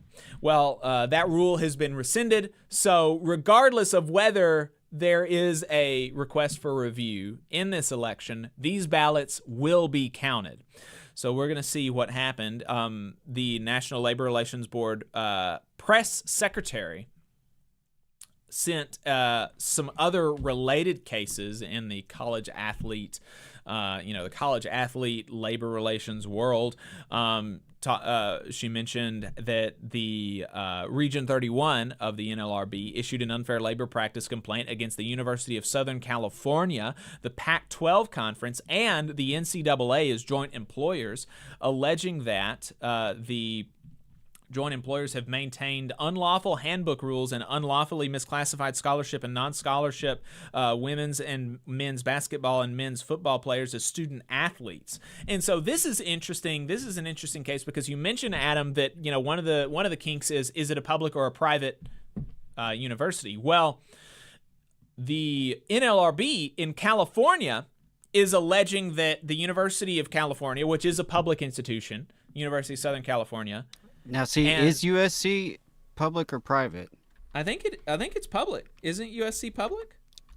I think it may be a private school. I'm about to find out. University of Southern California is a private institution. Okay, so that's interesting. But nevertheless, they're saying that the University of Southern California is a joint employer with Pac-12 and the NCAA. Right. Pac-12 and the NCAA are uncontroversially private sector employers. And so if you have a joint employer rule coming down affirming that from the federal courts, then you could see college athletes in the South at public institutions making similar arguments that, hey, we are, we have joint employers, both the University of Alabama and the NCAA. And so therefore, because one of our employers is a private institution, we have the protections of the National Labor Relations Act, potentially. Right. And you could also see where, potentially it spreads to some of the private schools first. Maybe that's where it does take off. Like a Vanderbilt, for example, is in the SEC, which is the money maker of NCAA. So that would be interesting. Right. And one of the original arguments that the NCAA had against this, one of many, but one of them was that if private if the college athletes were able to unionize, then that would create an uneven playing field among college football institutions, and it would just be totally, it would not be workable. Well, with the recent name, image, and likeness ruling from the NCAA allowing college football players to profit from that, obviously, the terrain has been totally changed, and it's just totally different all across the country at different universities for different players at the same university, and so that argument is totally blown out of the water now, and so they don't have that. Yeah, and let me just say on that issue, I mean, I think that really is important that the landscape has changed dramatically. You have the name, image, likeness that is generating a ton of money. It's so uneven in how it's being distributed. It seems to be very unregulated. It's Wild West is what some of these coaches are calling it. You also have the transfer portal that has been loosened up, and so you have kids transferring left and right from school to school. Even starting quarterbacks of star programs are leaving. And me personally, I'm all for the athletes to be empowered and to do what they think is best for their life because they're the one doing it, right? Not me. I'm just watching it on TV. So what gives me the right to say how they should live their life? But I honestly think collective bargaining could be a way to bring some standards, some equity, and some guardrails to the whole, the whole regime of college football and college basketball as well. Now, I'm also curious, how does this impact the other sports, the non-revenue producing sports, so to speak? You know, because let's face it, track and field, they're not really generating a lot of revenue for the university. It's not the same as Alabama football, which is a multi-million-dollar business. And so I'm curious to know how that's going to go. You know, my heart is certainly with the players, and my instinct is to say organize collectively. Right. And whatever that looks like, the final product, who knows? But I do think that by organizing collectively, they can ensure that the most of them get most of what they need. Right. That's what I really think. Because right now you have a system where there are some players who are going to be benefiting quite a bit, but there's a lot who are going to be left out in the lurch for various reasons. And also, I think, you know, we have to be sensitive to the fact that these are young folks who are, I think, potentially exploited by agents and other folks who are going to be circling these kids, realizing there's money out there to be made off of them. So again, I think unionization and collective bargaining could actually be an answer really to standardize and to normalize the situation that has been in such flux over recent years. I think the NFL, the NBA, they all, you know, clearly obvious examples, right? All of those are organized, all of those are unionized, and they negotiate contracts, and there's still plenty of room for individual talents to make more, right? LeBron James makes more money than a bench rider. Right. And that's fair, right? He's LeBron James. And if you're not making it off the bench, it's reasonable to expect he wants more compensation. Whatever your opinions about LeBron. Right. So, yeah. I mean, you know, people say that, you know, unions are socialist and communist, and that communism is, you know, everything's the same. Everything is the same. And like, actually, you know, the argument that socialists make is that workers should be paid for the value that they produce. Right. And so obviously, right, LeBron James creates a lot more value than a bench rider. Yeah, so interesting dynamics are going to play out with this. You know, I'm excited to see where it goes. I know Means TV covered this week and mentioned, you know, if Dartmouth gets a union, is that a unique recruiting tool, right? Are there going to be players who are going to be like, hey, maybe that's the place I want to go, where I do have this collective voice and I have the potential to get a contract and get something in writing. It could be interesting to see how that plays out. And, you know, me personally, were I a talented athlete, I'd certainly be paying attention. Yep, absolutely. Yeah, for sure. So, folks, we're going to be wrapping up here soon, going into overtime. We've got some more good stuff, as always, in overtime. We're going to be talking to some Kentucky Amazon workers about their union campaign, checking in on them. We talked to them early in December, mentioned them in Last Week in Southern Labor, so we're going to be checking in, seeing how they're doing. We're also going to be talking some more about school choice. Adam's day job, he unionized it. So Alabama Arise is unionized now with CWA. We're going to be talking about that some. We mentioned it in Last Week in Southern Labor last week, but we didn't actually, you know, dive into it. So we're going to be talking about that. If we have time, we're going to talk about school choice. Take your calls. I just realized that our phones have not been open, and so we'll open them during the break, going into overtime. We'll take your calls. 844-899 TVLR is the phone number, so get that number ready if you want to call in. Adam, you have some plugs as we wrap up the show today. Yeah, a couple plugs. As always, go to labornotes.org/events. Check out what they have on offer. February 21st is Dealing with Difficult Supervisors. Lord knows a lot of us have had need for that workshop in our lives. They're also doing the Secrets of a Successful Organizer series throughout February and March, so recommend that. And don't forget to register by March 1st for the Labor Notes Conference. I need to go ahead and do that. It's April 19th through 21st in Chicago. Hope to see a good contingent from Alabama there. Let's see what else we got. I was on America's Workforce this week. I believe that was Tuesday morning, if you want to check that out. North Alabama Labor Council is holding its meeting Monday night. For any union members in the area, definitely come on by. And if you're a college student, a college professor, or have any connection to a college campus, and you'd be interested in a pro-labor event on campus, check out Labor Spring 2024. It's an initiative out of Georgetown University. And of course, if you're in Alabama and you're interested, do hit us up. Absolutely. So, folks, that's going to be it for us during the main show. Like I said, find us on Overtime, YouTube, and Facebook at The Valley Labor Report. We've got another hour and a half left to go. So don't miss it. Find us online, Facebook, YouTube, The Valley Labor Report. If you like what you hear, TVLR.fm/donate is a good way to support the show and make sure that we can stay on the air. TVLR.fm/donate. Make a one-time or recurring monthly donation. We've got like 11 shirts left. We've got like 11 shirts left, something like that. TVLR.fm/merch or TVLR.fm/store. Buy our shirts. We got a few of those. All left, union labor, all union made. Absolutely. All right, folks. That's going to be it. See you next week. Okay. All right, we're off the radio. Appreciate everybody staying tuned. We are going to go to a break and be right back with the second half of the show. Don't go anywhere. Stay tuned.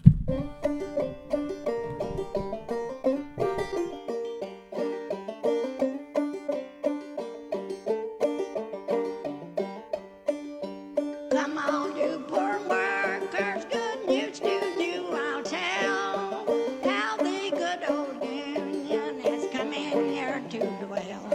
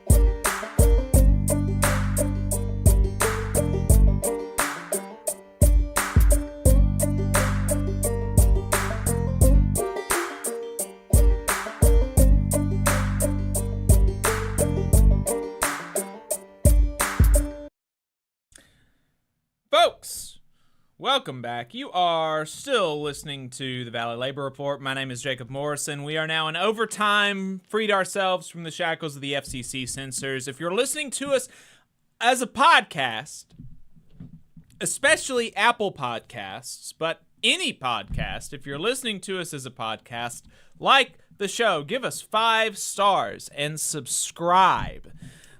Even if you aren't listening as a podcast, Yeah. but you do use a podcast app.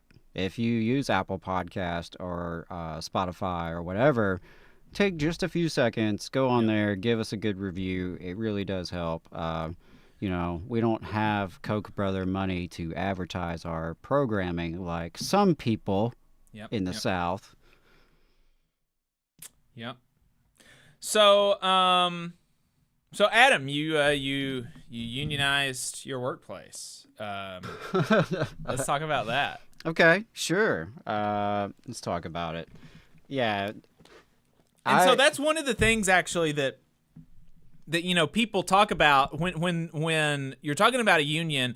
The first thing that even a lot of labor sympathetic, union sympathetic people that they think is that, when your workplace is bad, then you unionize. And that's actually the only time that you even need to unionize, because if you have a good workplace, you have a good boss, you have good compensation and everything like that, you don't need a union. You don't actually need a union if, your work is fine. So are you telling the world by unionizing in Alabama Rise that it's a terrible place to work? I'm glad you brought that up. Yeah, because that really is at the heart of this campaign is the fact that it is not a terrible place to work. It's a great place to work, actually. We love our bosses, right? We love our leadership. We love the board. We love the work that we do. And so, yeah, a lot of people have that misconception, but the conversations that we had amongst ourselves was, that's the right time to do it, right? Take advantage of the fact that we do have good leadership and we do have good things in place that we like, because wouldn't it be great to lock that in, right? And so, yeah, it's one of those campaigns where everybody was pretty happy, honestly, to start, right? And that's a good foundation, right? And so folks are pretty happy. Of course, there are things that we want to address and things that we want to tweak and things that we want to add in terms of the collective bargaining process. But really, this was a campaign that was about coming together as co-workers, unionizing as a matter of principle and as a way to lock in the things that we do like. Because, bosses can change, right? People, right. I experienced that early in my career at AEA, where one of the leaders of AEA actually passed away in a car accident very unexpectedly. He was a young man, had a young child. It definitely changed the dynamics of the organization. Right. And so those things happen, and you can't just rely on the fact that, well, things are good now, my boss is good now. Things can always change. And this is a nonprofit, so I think it was really important that Alabama Rise really lives up to its values. And I think the fact that we advocate for working people in Alabama in our day jobs, it only made sense that we would be a unionized shop. And it only made sense that we would have nothing but, good faith collaboration from leadership, because it is an organization that I truly can believe in. It's an organization that practices what it preaches. And that's important. Right. Because we have seen a lot of organizing across the nonprofit industry, and not all nonprofits have responded positively. Right. And so, yeah, I want to emphasize that, we did this campaign, and we approached leadership and asked for voluntary recognition, and they were very happy to do so. And so it was a great experience, really, in bringing me closer to my coworkers and getting to know them better. I started in August with Alabama Rise, and pretty quickly coworkers were bending my ear and were like, "Hey, Adam, you're the most union guy we know of. You literally talk about unions every week on the radio. So, some stuff about this, right?" And we got to talking, and it turns out folks had already had conversations amongst themselves internally for a while now about, unionizing. They had seen other nonprofits, including in our policy networks, that have unionized recently. And just a couple of folks had worked in union experiences in political campaigns. And so there was just this vibe that, yeah, things are pretty good here, but we should definitely have a union, right? Right. And that was kind of how the conversations got started. And so, as talking to some of those coworkers, we put together an organizing committee. And there were 4 of us, 1 from each of our 4 departments. There are 14 total on staff. So that was a really good, ratio, I feel like. It was easy enough for us on the organizing committee to assign our one-on-ones. And so just to get to the practical aspect of what happened is it started with conversations. The conversations became Google Meets every Sunday evening with the 4 of us as an organizing committee. And, we were the folks who were interested in making this happen, and we're determined that we were going to make it happen. And so from there, we took the list of the employees and we, had one-on-one conversations with folks and kept track of that. And, really proud that over the short campaign, it only took a few months because everybody working at a place like Alabama Rise shares certain values, or at least you would hope. And in this case, that's the case. So that made it a lot easier, right? I'm not going to lie to folks and say that the typical worker organizing campaign is going to be like this. But we came into it with 14 folks who are all interested in working for progressive policy in Alabama.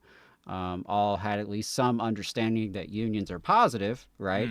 Maybe not tons of experience with them or how they work, but at least that understanding. And so, it was pretty easy to build from there. And in November, we held a card signing party at our staff retreat.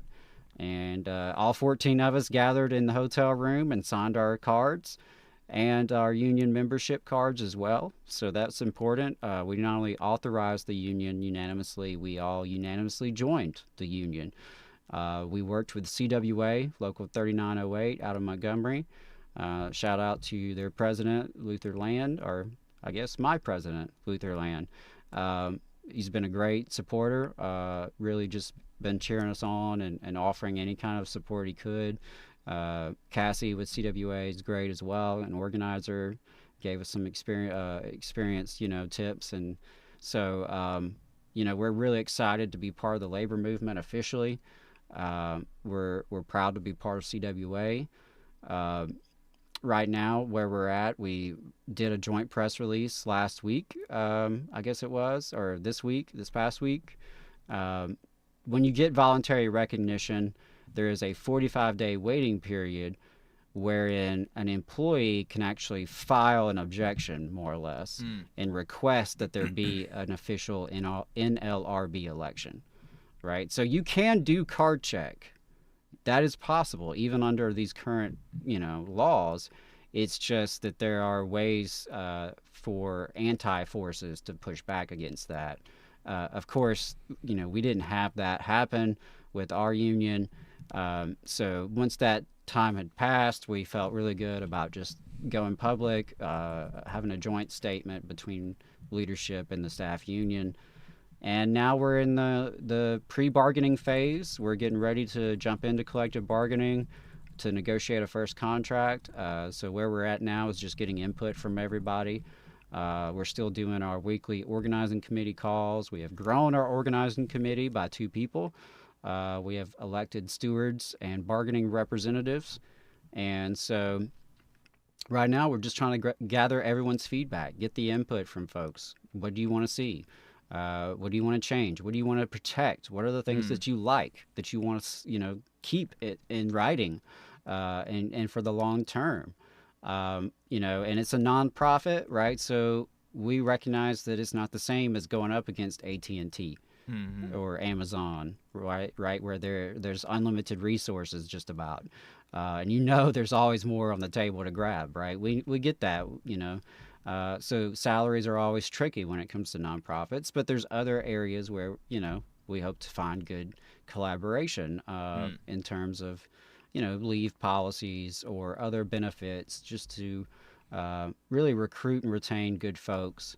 And furthermore, we think having a union contract will help on that, right? Because the types of folks who want to do what we do, community organizing and policy work and advocacy, they want to do that in a union shop. And Right. I'm proud to say they can do that at Alabama Rise as a union shop.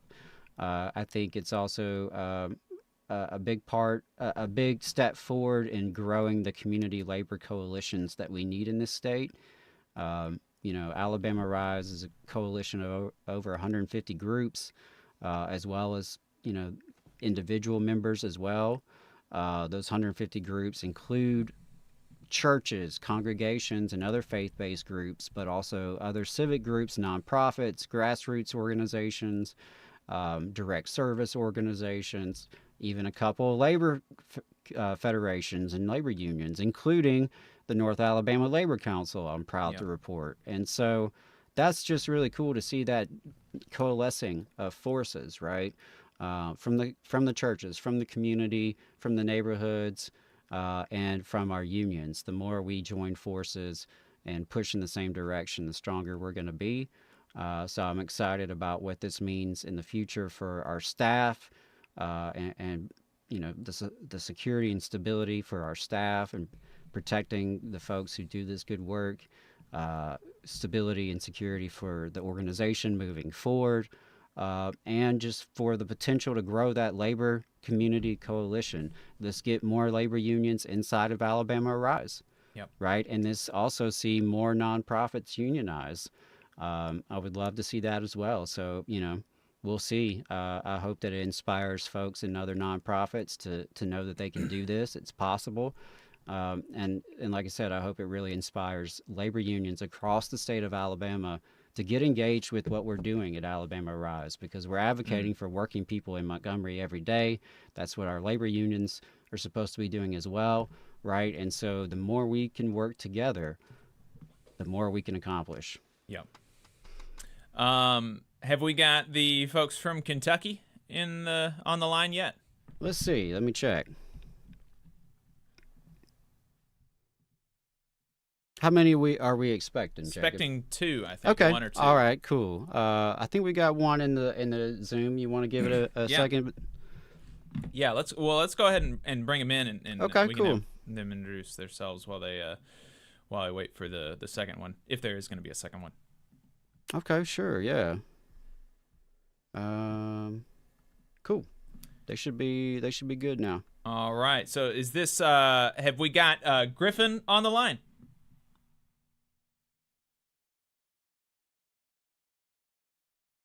I can't hear them if are they talking? Can you hear me? Yes. Yeah. This is Fatu. Griffin is about to connect now. He apologized for being a couple of minutes late, but he's connected. No worries, no worries. Griffin said that you'd be joining as well. I can't see the Zoom screen from here, so. But I really appreciate you taking the time to join, and I really am inspired by the work that y'all are doing at Amazon in Kentucky. Can you talk to us about how you got involved in the union campaign and what made you want to be a part of it? So last year, first of all, I'm going to talk about a little bit of my background so you can understand why this union is important to me. 12 years ago, I started helping the new immigrant that come to this area, Kentucky, Northern Kentucky and Cincinnati area, because I realized 24 years ago when I came here, I didn't have that help, that guidance. So I started helping them applying for job, housing, anything that is related to something that will help them integrate in the Northern Kentucky area. So it was easy. It was hard the first time, and then it became a little bit easy because I have a job as a recruiter. So it was easy for me to give them a job. I still work as a recruiter. However, I am working in the hospital recruiting nurses. So most of my people that I help, I'm not able to hire them as a nurse because they're looking for a warehouse job. So I still was volunteering on my weekend and day off to take them to look for a job. And suddenly Amazon stopped. Like I cannot hire them. They don't speak English in the new hub. They don't speak English. So a lot of my people that used to work to the Amazon that they closed, they got fired because they of language barrier. So I was working and I went and talked to HR, and they literally like put on the application, you have to speak English. They talked to me, say, we're trying to get them in, so just be patient for me. After 2-3 months, I'm waiting, and I go there every day and talk to them. And one day I was taking this girl to apply, and they refused to hire her. So I was so frustrated.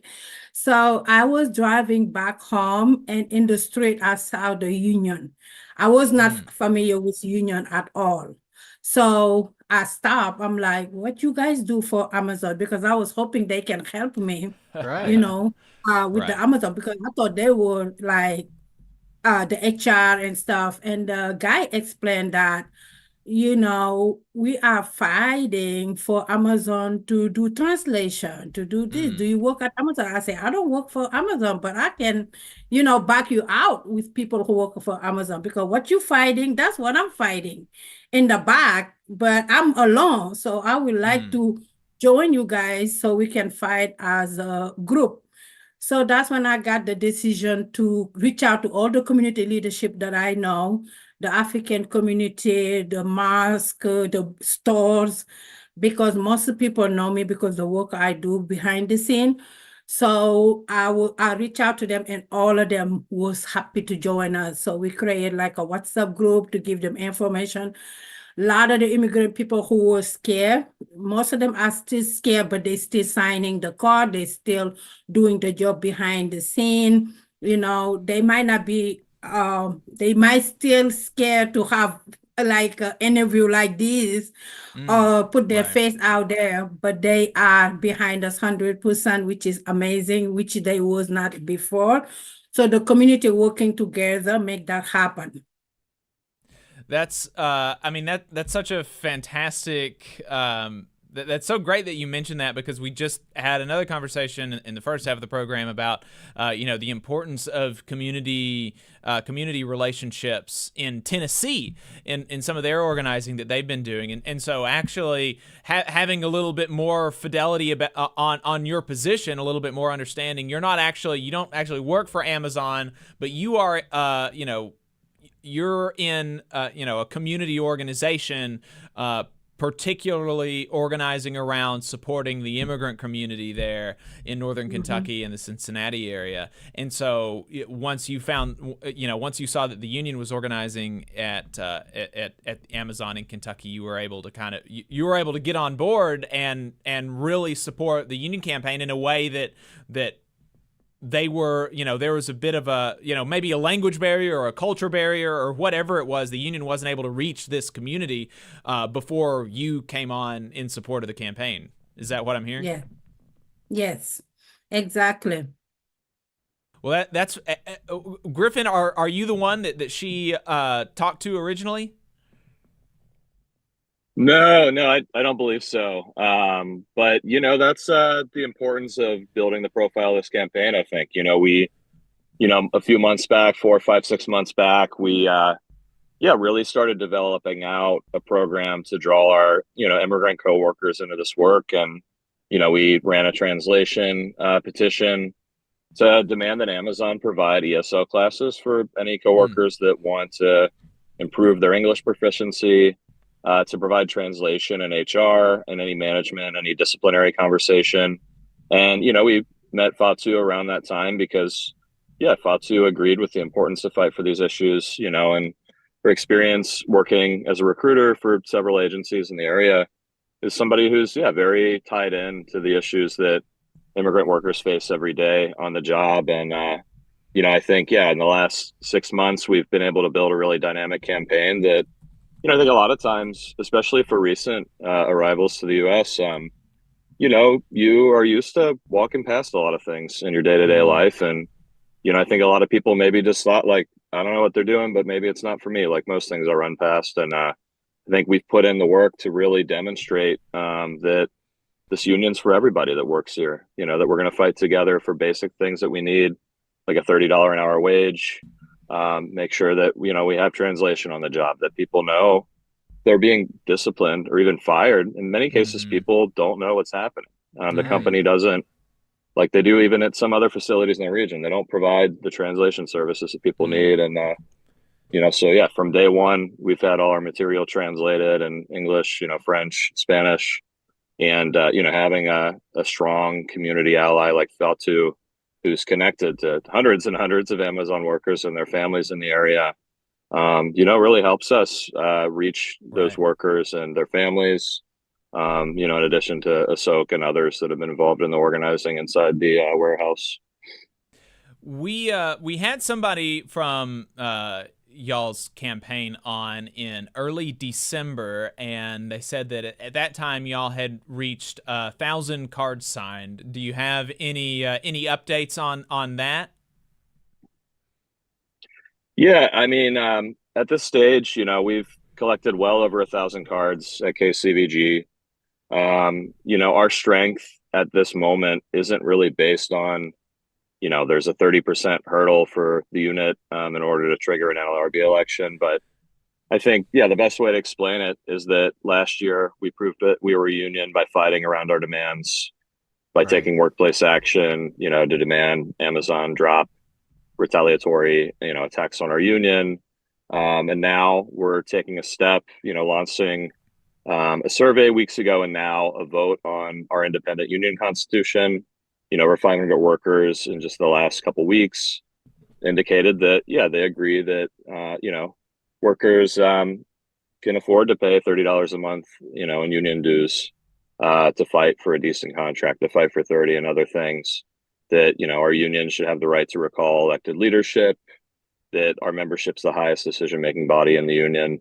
And now, you know, we're going through with that ratification vote. You know, we're aiming to have 1,000 coworkers sign on to that. And that's a real structure test for the kind of democratic union that we want to build. And then from there, you know, and this helps us cut through Amazon's lies. Some union bureaucrat somewhere is going to decide everything for you. And you might pay $100 in dues a day or a week or a year. We never know, you know, all these lies that they put forward. And so to have, you know, over a quarter of the workforce say, wait, I voted on what the dues should be. Right. You're not going to come here and tell me what is going on. Is a real structure test for us, and it prepares us to file for an NLRB election and to ultimately take workplace action to fight this company, because we know from Staten Island and other examples that Amazon's not going to sit down at the bargaining table. We're going to have to drag them there every step of the way. Y'all are organizing with ALU. When you're talking about the new constitution, is this for ALU nationwide, or is this for ALU in Kentucky? Yeah, we've obviously inspired by the example that Amazon Labor Union set in New York, you know, with their victory, their historic victory, you know, and raising the $30 an hour demand. That's something that we took up, and that the Amazon Teamsters, you know, and other organizing efforts are taking up. I think that's very positive, that that's becoming a, you know, broad demand on the labor movement. And yeah, we're forming our independent union at KCVG. You know, we believe that, yeah, KCVG workers should have the right to, you know, draft our constitution and to vote on it. And that's what we're doing now. Okay, so this is an independent, even of ALU. This is y'all's constitution, right? And we've had, I mean, many ALU activists from New York out here working alongside us, you know, offering lessons that they've learned. But yeah, this is a campaign for KCVG, and you know, we're drawing up our own constitution and bylaws so that yeah, we can give our coworkers a voice at KCVG and fight for what we need. I think that's really important, the fact that y'all are working to build a democratic union and organize and act like a union before there's even an election, before, you know, the government or the boss has recognized you per se. You know, really fighting for your coworkers and the members and building those structures now. And I really hope that is going to pay off in the long term in terms of, because what you said already, there's a gigantic struggle there in terms of actually getting them to the table, getting a contract secured, right? So I really, I'm inspired to hear the work that y'all are doing and really appreciate that happening here in the South in particular. So what are some, you mentioned Griffin, and maybe Fatu, you can take this. Griffin mentioned that over the last year that y'all have really been asserting yourselves as a union, even before you get a contract, fighting for fighting for changes. What are some of the things that y'all have been able to win in Kentucky so far?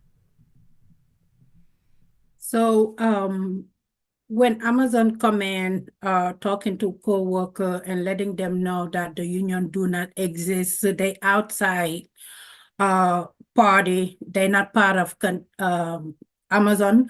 So we demonstrate by giving them the choice about to sign to the Constitution and give them choice to vote for what they want to be in the Constitution.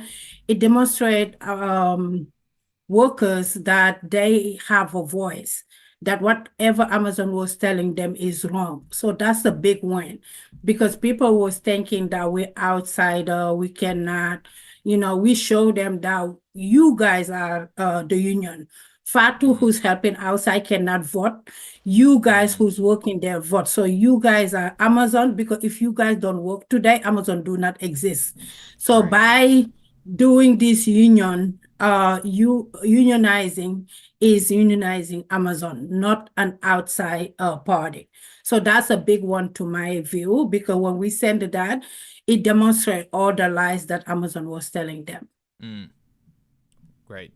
Yeah, yeah, and I think you asked, about what we've won in the last year as well, and I think it's a small victory, but before we raised the issue of translation and organized around it, in just a few weeks, we had over 1,000 of our coworkers sign on to that, many of whom maybe didn't sign a union card yet, right? So it was a way to convince, especially our immigrant coworkers, that the union was going to fight for them, that we would fight against discrimination, we would fight for these services.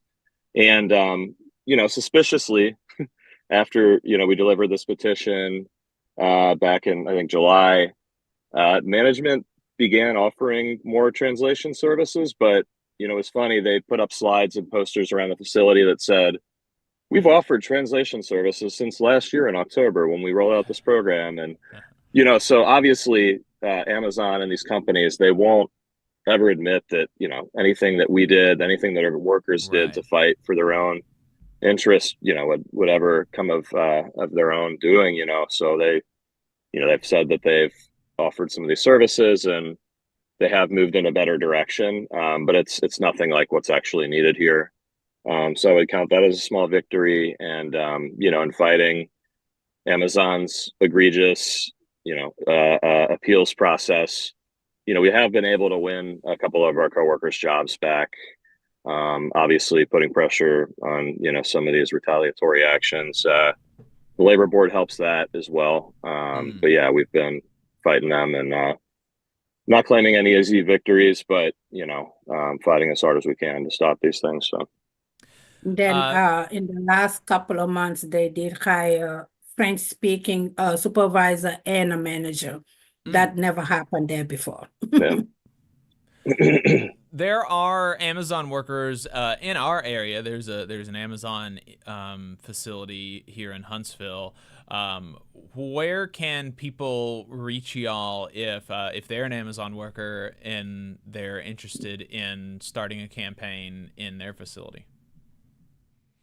Yeah, we're available on all social media platforms. I would say go to unionizeamazonkcvg.org to reach us on there. All our socials, come off of there too. And, if you're somebody that's fired up about what's happening in the labor movement, maybe you're not an Amazon worker yourself, but you support what we do, go to unionizeamazonkcvg.org/donate. And yeah, consider donating $30 to fight for $30 an hour at KCVG. It goes a long way. We're an independent grassroots effort. And, having those extra donations coming in means a jobs defense campaign. It means, having money to keep the lights on at our office by the facility. And every small contribution goes a long way. So appreciate it. Griffin, Fatu, thank you so much for taking the time. I really appreciate it. Thank you. Thanks for having us. Yeah. Yeah, absolutely. Y'all keep up the good fight. Thank you. So here in Alabama, everybody knows that the big campaign is with the UAW. And last week we talked about the Hyundai, the announcement that workers at Hyundai had hit 30%. And we kind of alluded to the anti-campaign by KIV in the business class. But we didn't really dive too deep into it. And so we wanted to spend some time this morning talking about that. And so right now in Alabama, there are probably some 3,000 or 4,000 auto workers that have signed cards, something like that. Almost 50% at Mercedes and 30% at Hyundai. And the Council of Bosses, the Business Council of Alabama, and Governor Kay Ivey, their response so far has basically, there have been four key points in their anti-campaign. And that is, one, that the UAW is an out-of-state special interest, and we don't like things that aren't from Alabama.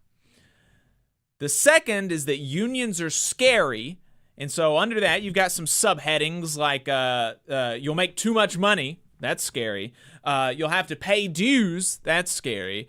And the employers won't be able to reward productive workers anymore. Very scary. Union's scary. So that's the second. Union's scary. The third is that you've got it good, actually. You should be thankful that we allow you to exist in this state and have a job. You're welcome. That's their argument. Your life shouldn't be any better. That's number 3.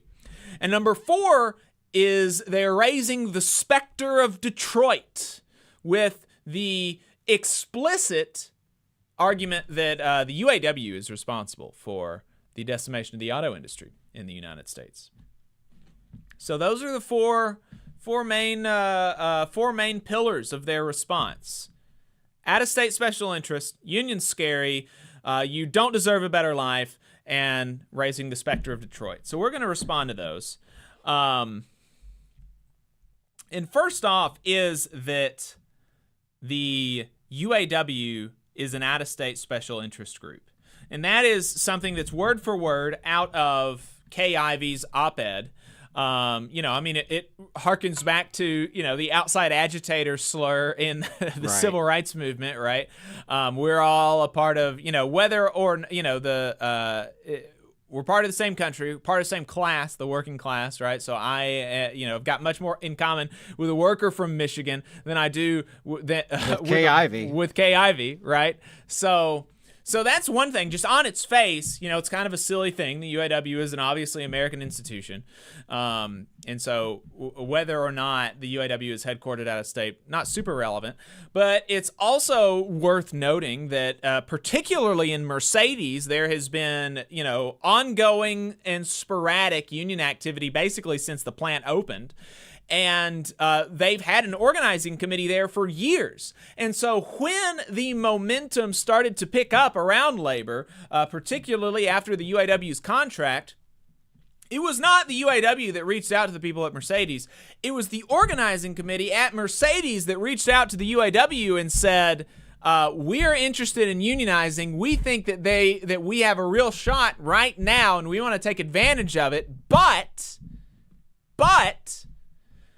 we feel like we've gotten screwed by the UAW in some of our former campaigns. We feel like we have not been in control of it. We feel like the investment hasn't been there, and we've really been left in the lurch. And so we have to have your commitment that we're going to be in the driver's seat of this campaign, the people at Mercedes, and that that as long as there's interest here, y'all aren't going to leave us in the lurch. And the UAW agreed to that. And the workers at Mercedes said, if you don't agree to this, we're going to form an independent union. Okay? So obviously, particularly at Mercedes, saying that this campaign is being pushed by out-of-state special interests. It's just so far from the truth that it's hilarious. And then another thing that's worth noting about out-of-state special interests is that the employers that she is defending, not a single one of them are from the United States. They're all not even out-of-state special interests. They are literally foreign special interests, right? They're not even American companies. Mercedes, Hyundai, Toyota, Honda. All of these companies are from out of the United States. They are foreign entities. And these are the companies that she is standing in front of, at the behest of, serving, while telling Alabama workers that if we organize in cooperation with other American workers, that makes us scary and outsiders, right?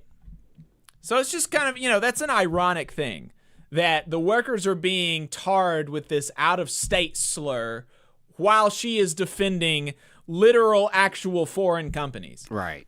And then even their United States headquarters are not in Alabama. There's not a single one of these companies that have their U.S. headquarters in Alabama. They're all outside of Alabama. So even the companies, insofar as they have an American presence, they're out-of-state special interests. It's just absurd. Unions.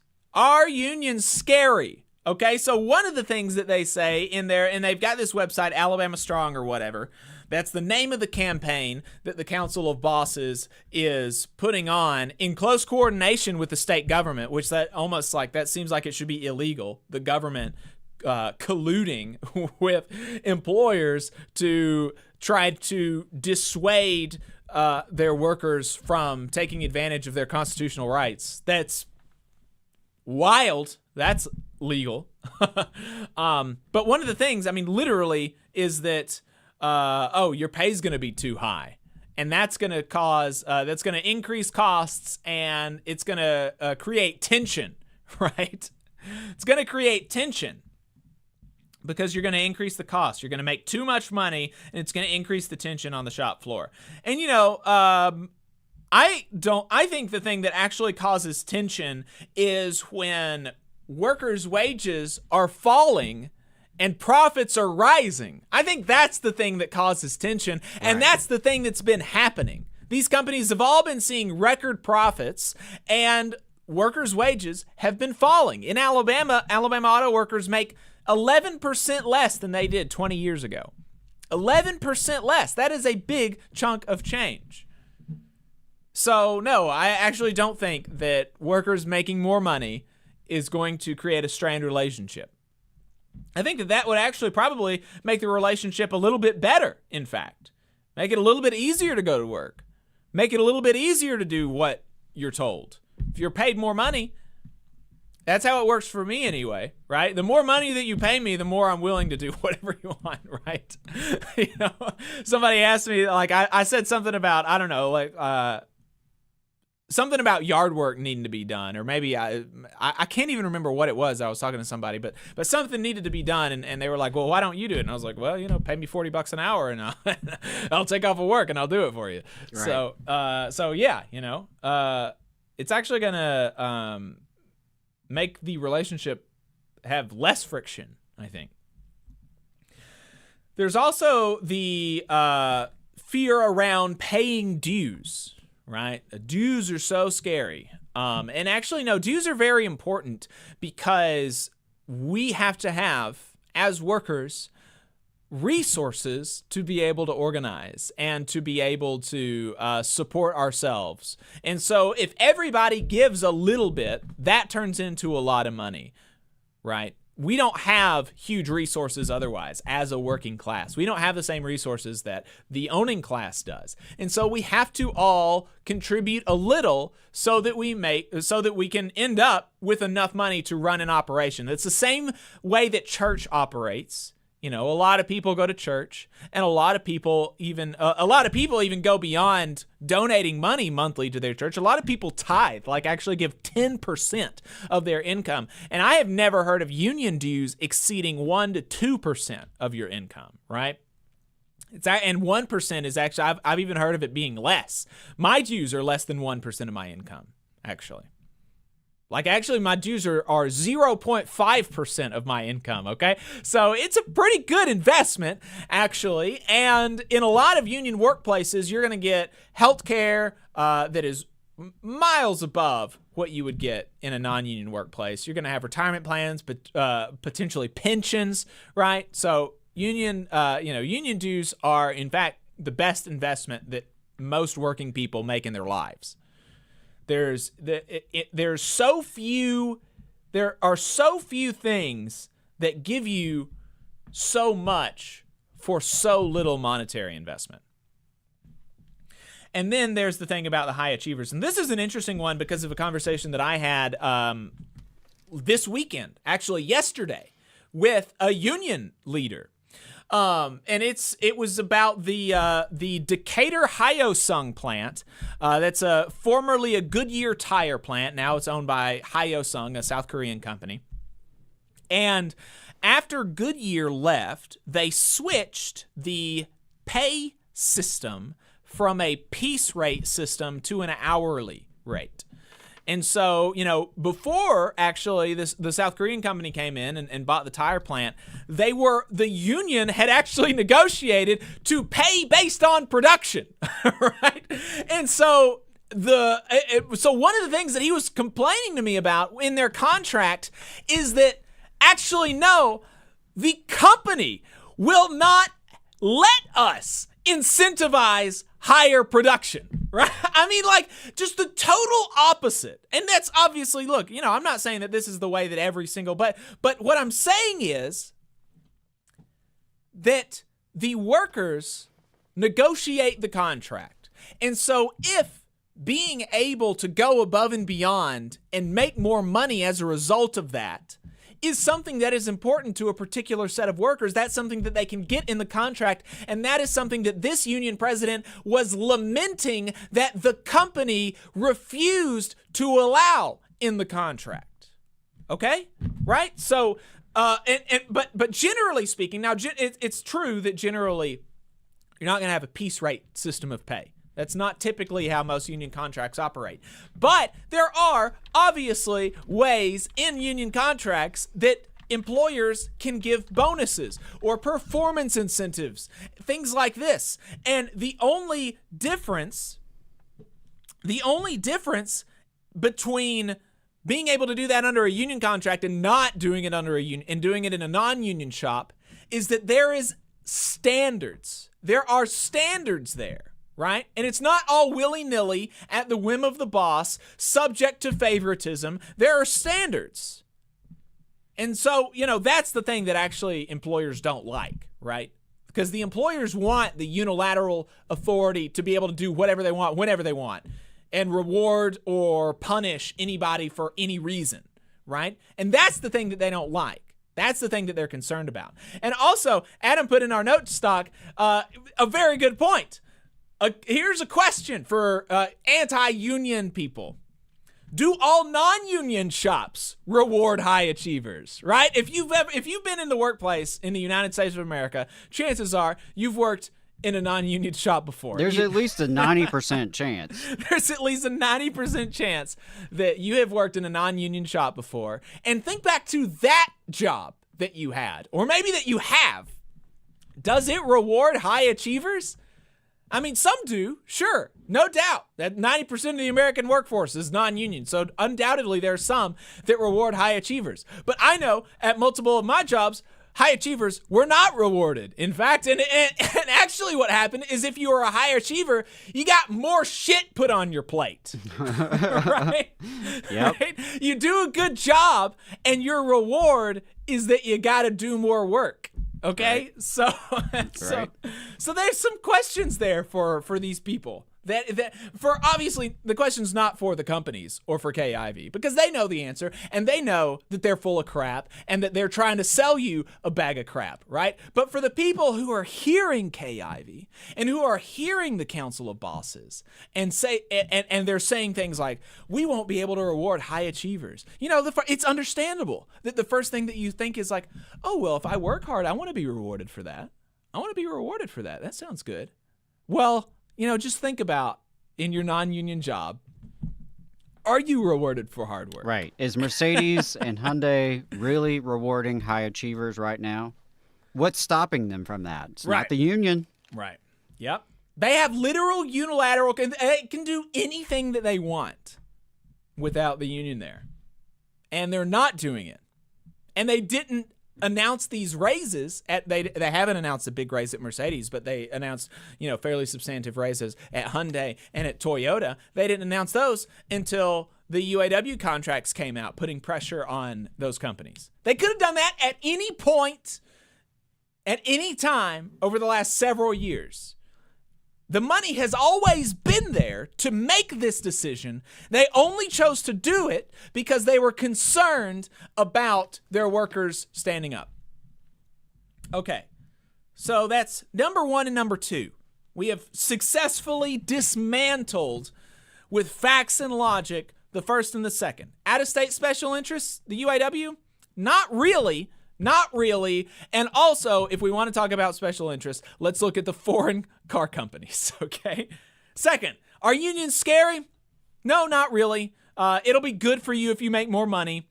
Dues are a good investment. And you can obviously reward high achievers and high productivity workers in a union shop. The only difference is that, you got to have a process for it. And you can't just do it, based on favoritism. And also, non-union shops don't all reward high productivity workers. Okay, so number three, their third argument is that you don't deserve to have a better life. And that's what it comes down to, right? That's what it comes down to. You don't deserve to have it better than you have right now, because right now you are highly skilled and highly paid, according to the governor of the state of Alabama. You are highly paid, not like, highly paid. That's a strong word. It is not, you are well paid, or you are, paid competitive to the market, or you are adequately paid. You are highly paid. That would actually, being highly paid, actually kind of implies that you probably should be making less. Right? That's the implication of Kay Ivey saying that Alabama auto workers are highly paid. If you're highly paid, then you're pretty lucky, actually. Maybe you don't even deserve that, is kind of the implication there, if you're highly paid. Well, Alabama auto workers are not highly paid, actually. Alabama auto workers are paid significantly less than auto workers in the rest of the country. Alabama auto workers are also paid significantly less than Alabama auto workers 20 years ago. 11% less. 11% less than auto workers in this state 20 years ago. The average Alabama auto worker wage right now is $64,000, something like that. $64,000 is the median, okay? That is the median wage. That means half of the people make more than that, and half of the people make less than that, okay? And saying that the median is $64,000 really does not do justice to people who are coming into the workforce and trying to get a job. Because if you graduate high school, you don't want to go to college, you want to work in industry, and you're looking at the auto industry, and the governor says, oh, wow, I'm highly paid. And then you look at the stats and you see that the median Alabama auto worker makes $64,000. You say, wow, $64,000 right out of high school? That sounds like something that that's not too bad, making $64,000 right out of high school. And if that was the case, that wouldn't be too bad. If you started at $64,000 and then you increased, that would actually, we would be talking about being, adequately compensated, something like that. But actually, if the median is $64,000, that means half of the workers make less than that. And if you come in, all of these auto companies have implemented a tiered compensation system. That means that if you go into work at any of these companies, you don't even have the chance, talk about rewarding high productivity workers, you don't even have the chance to make as much money, the top wage, as people who have been there for 10 years. Your top out rate is lower than theirs is, and it will never be the same as theirs. Right? I mean, there's no incentive there to move. There's no possibility to move into the first tier of employment. It's the second tier, and you're stuck there forever, making between 50 and 80% less than other workers doing the same job in the same facility.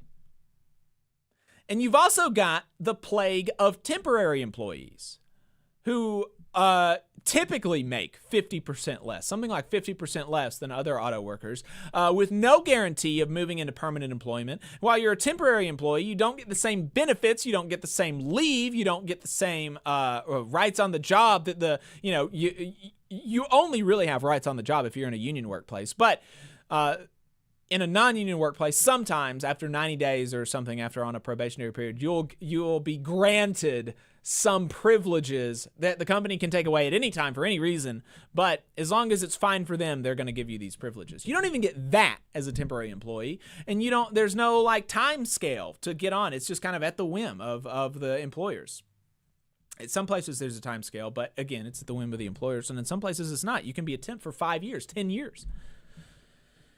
So actually, I think Alabama auto workers, their lives should be better, actually. That's my hot take. Alabama auto workers deserve more, as opposed to Kay Ivey's position that they don't deserve more. And then finally, the specter of Detroit. And this is probably the most scary to auto workers in the state of Alabama, because this has been beat into our heads from, for people like me in my age cohort, basically all of our lives. That's all that we've heard, is that the unions are responsible for the decimation of the American auto industry. And that just does not square with the facts. That does not square with the reality. With the reality of the fact that the UAW, since the 1970s, has been taking concessionary contracts, not having raises to meet inflation, cutting pension, cutting health care. Since the 1970s through to 2008, every single contract was a concession on the part of the workers. All the while, executive compensation continued to increase. The executives were not taking concessions. They were not making concessions. They continued to make more while the workers took concessions. And then in 2008, the auto workers gave more concessions than they ever have. Billions of dollars taken from the pockets of auto workers to save the American auto industry. And they still have not gotten back everything that they lost in 2008. Even after these record contracts, they still have not gotten back everything that they lost. And yet, automotive executives in the big three make more money than they ever have in the history of the company.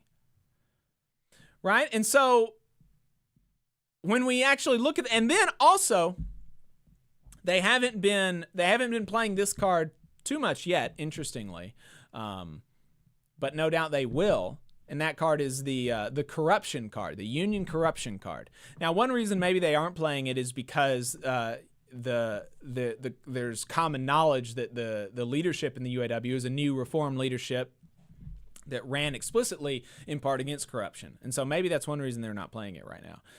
But there was corruption in the UAW. There was bribery from the companies to the union leaders. And multiple union leaders have gone to prison for it from the UAW. And also, this isn't really talked about, but so have car executives, car company executives. And so you got to think about that for a second. And think about that in the context of the talking point that unions are responsible for the decimation of the American auto industry. Okay, so you've got this talking point. Unions were so greedy that they took so much money from the companies that they went bankrupt. At the same time they're doing this, they're also, it later comes out, taking bribes from the company, bribes so egregious that they had to go to jail for it, right? And so then if you think about those at the same time, that kind of becomes hard to square, right? What is going on here? The companies are bribing the union to take so much money from them that they go bankrupt? Is that what's going on? No, that's not actually what's going on. Right? The car executives are bribing the UAW leaders to take more and more concessions, to not fight on behalf of their members. That's what actually happened in reality. Okay? So no, the UAW was not, you cannot make the case with the facts.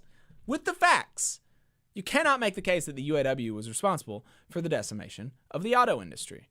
What you're left with is globalization ushered in haphazardly by Democrats and Republicans in the 90s with NAFTA, and bad financial decisions by the American automakers. That's what you're left with. And that actually squares with reality, right? That actually makes much more sense with what we know about the facts on the ground. So those are the things that, those are basically the four things that the campaign is centered around right now. And those are things that you should think about as they make these arguments.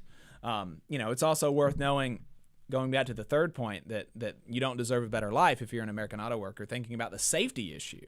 The safety issue is huge. Alabama auto workers are in much more danger than auto workers in the rest of the country. And so, the way to address that is a union contract, a safety committee, real safety protections in your contract, because the company is not going to do it on their own. And the state of Alabama has no safety department and no safety inspectors, so they're not going to help you out. And the federal Occupational Safety and Health Administration is so overburdened and understaffed and underfunded that they're probably not going to be able to help you either. So you got to do it yourself. You got to unionize, get a union contract, and get some good safety protections in there, and have a union safety committee. That's the thing that's actually going to help you. So, I think that's kind of my spiel on the anti-UAW campaign here in the state of Alabama. I wrote a much more condensed version of that in AL.com you can find, and the Alabama Political Reporter. So Adam, I don't know if you have anything else to add to that. Yeah, I just want to say it's worth repeating that the status quo that they're defending is not working for working people, right? Alabama is one of the worst places to be a working class person in the entire developed world. Where would you rather be than Alabama? Well, there's a hell of a lot of places as a worker when it comes to your compensation, your safety, your benefits, your rights, your quality of life. Alabama ranks at or near the bottom of everything good, at or near the top of everything bad. Right. You just name it. Right. Look at the statistic, whatever it may be. If it's about our quality of life, it's about anything involving what it's like to be a regular, everyday person in Alabama. It's atrocious. It's not acceptable. It's just not acceptable, and that's what they're defending. It's not working for most people. I think, intuitively recognize that, though in some senses, I think a lot of people in Alabama aren't sure it could ever be better. I think is part of the problem. But, that's the model that they defend, where we, the taxpayers, fund economic development. We fund the profit generation of these massive corporations, both through our tax dollars and through our labor, right? And that's just, it's wild that, that's the status quo that is being defended here, because Alabama pitches itself to companies like Hyundai and Mercedes with cheap labor, right? Right. They sell themselves, hey, you're going to get hostility to the unions from our government. You're going to get cheap, less educated labor that you can pay less, that you can treat worse. Mm-hmm. You might even get convicts. You might even get children to work for you. Don't worry. We're not going to look too hard, right? You can pollute the environment. Don't worry. No one's going to be checking up on that. Not in Alabama, right? And that's what they want to defend. And they think that is good enough for you and me. Yeah. And I don't. And I think there's a lot of people in Alabama who know that we deserve better and know that, the tremendous wealth that we create at least some of it ought to go back to us, right? Right? Not just out-of-state investors, not just out-of-country investors, not just big corporations, not just the wealthy property-owning elite, the big landowners and the big mules in Montgomery who run this state, right? Not just the Business Council of Alabama, but what if everyday working people were actually benefiting from the wealth creation in the state of Alabama? So, yeah, I appreciate you really dispelling these arguments and putting something out. Your longer version is an AL Political Reporter, the short version, AO.com. Y'all definitely, folks listening, share that around. If you know anyone working in the auto industry in Alabama, talk to them about the union.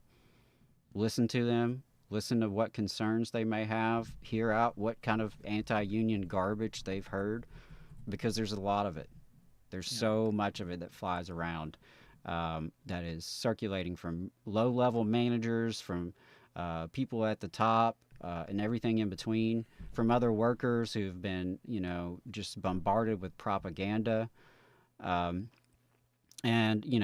something maybe we can talk about here in a sec is the need for labor media to be able to combat this kind of stuff.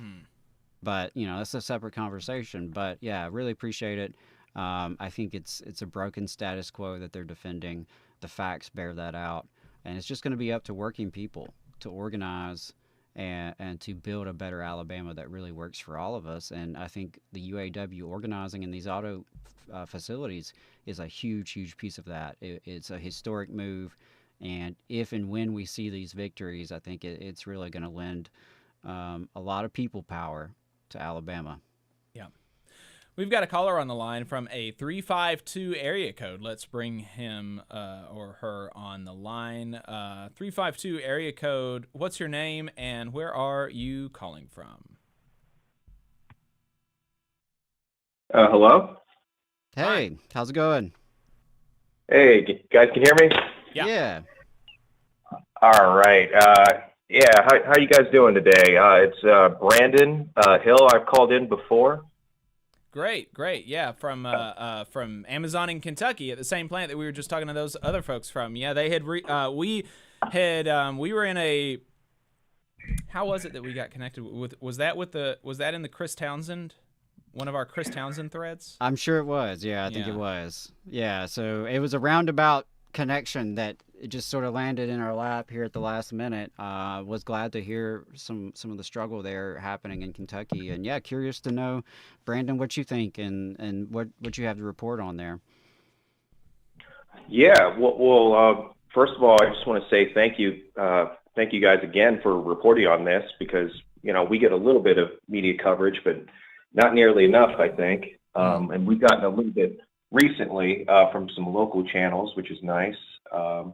But yeah, well, if I could just speak to what you guys were just talking about, the sort of anti-union efforts going on down there with the, states trying to discourage folks from unionizing within the auto worker industry.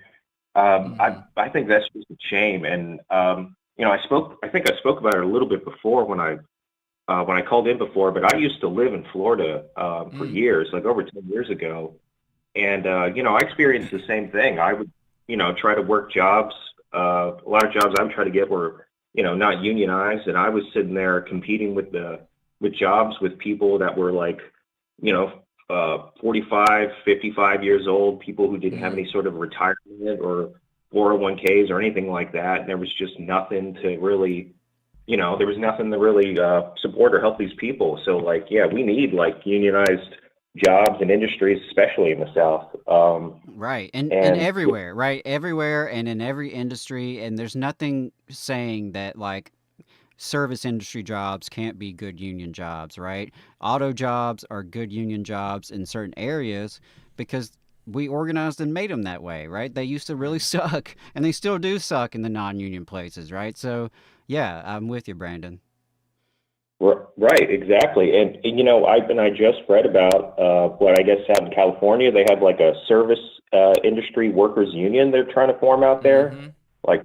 That's great. That is great. But if I could just I guess from that lead into what's going on here at with our campaign at Amazon KCBG.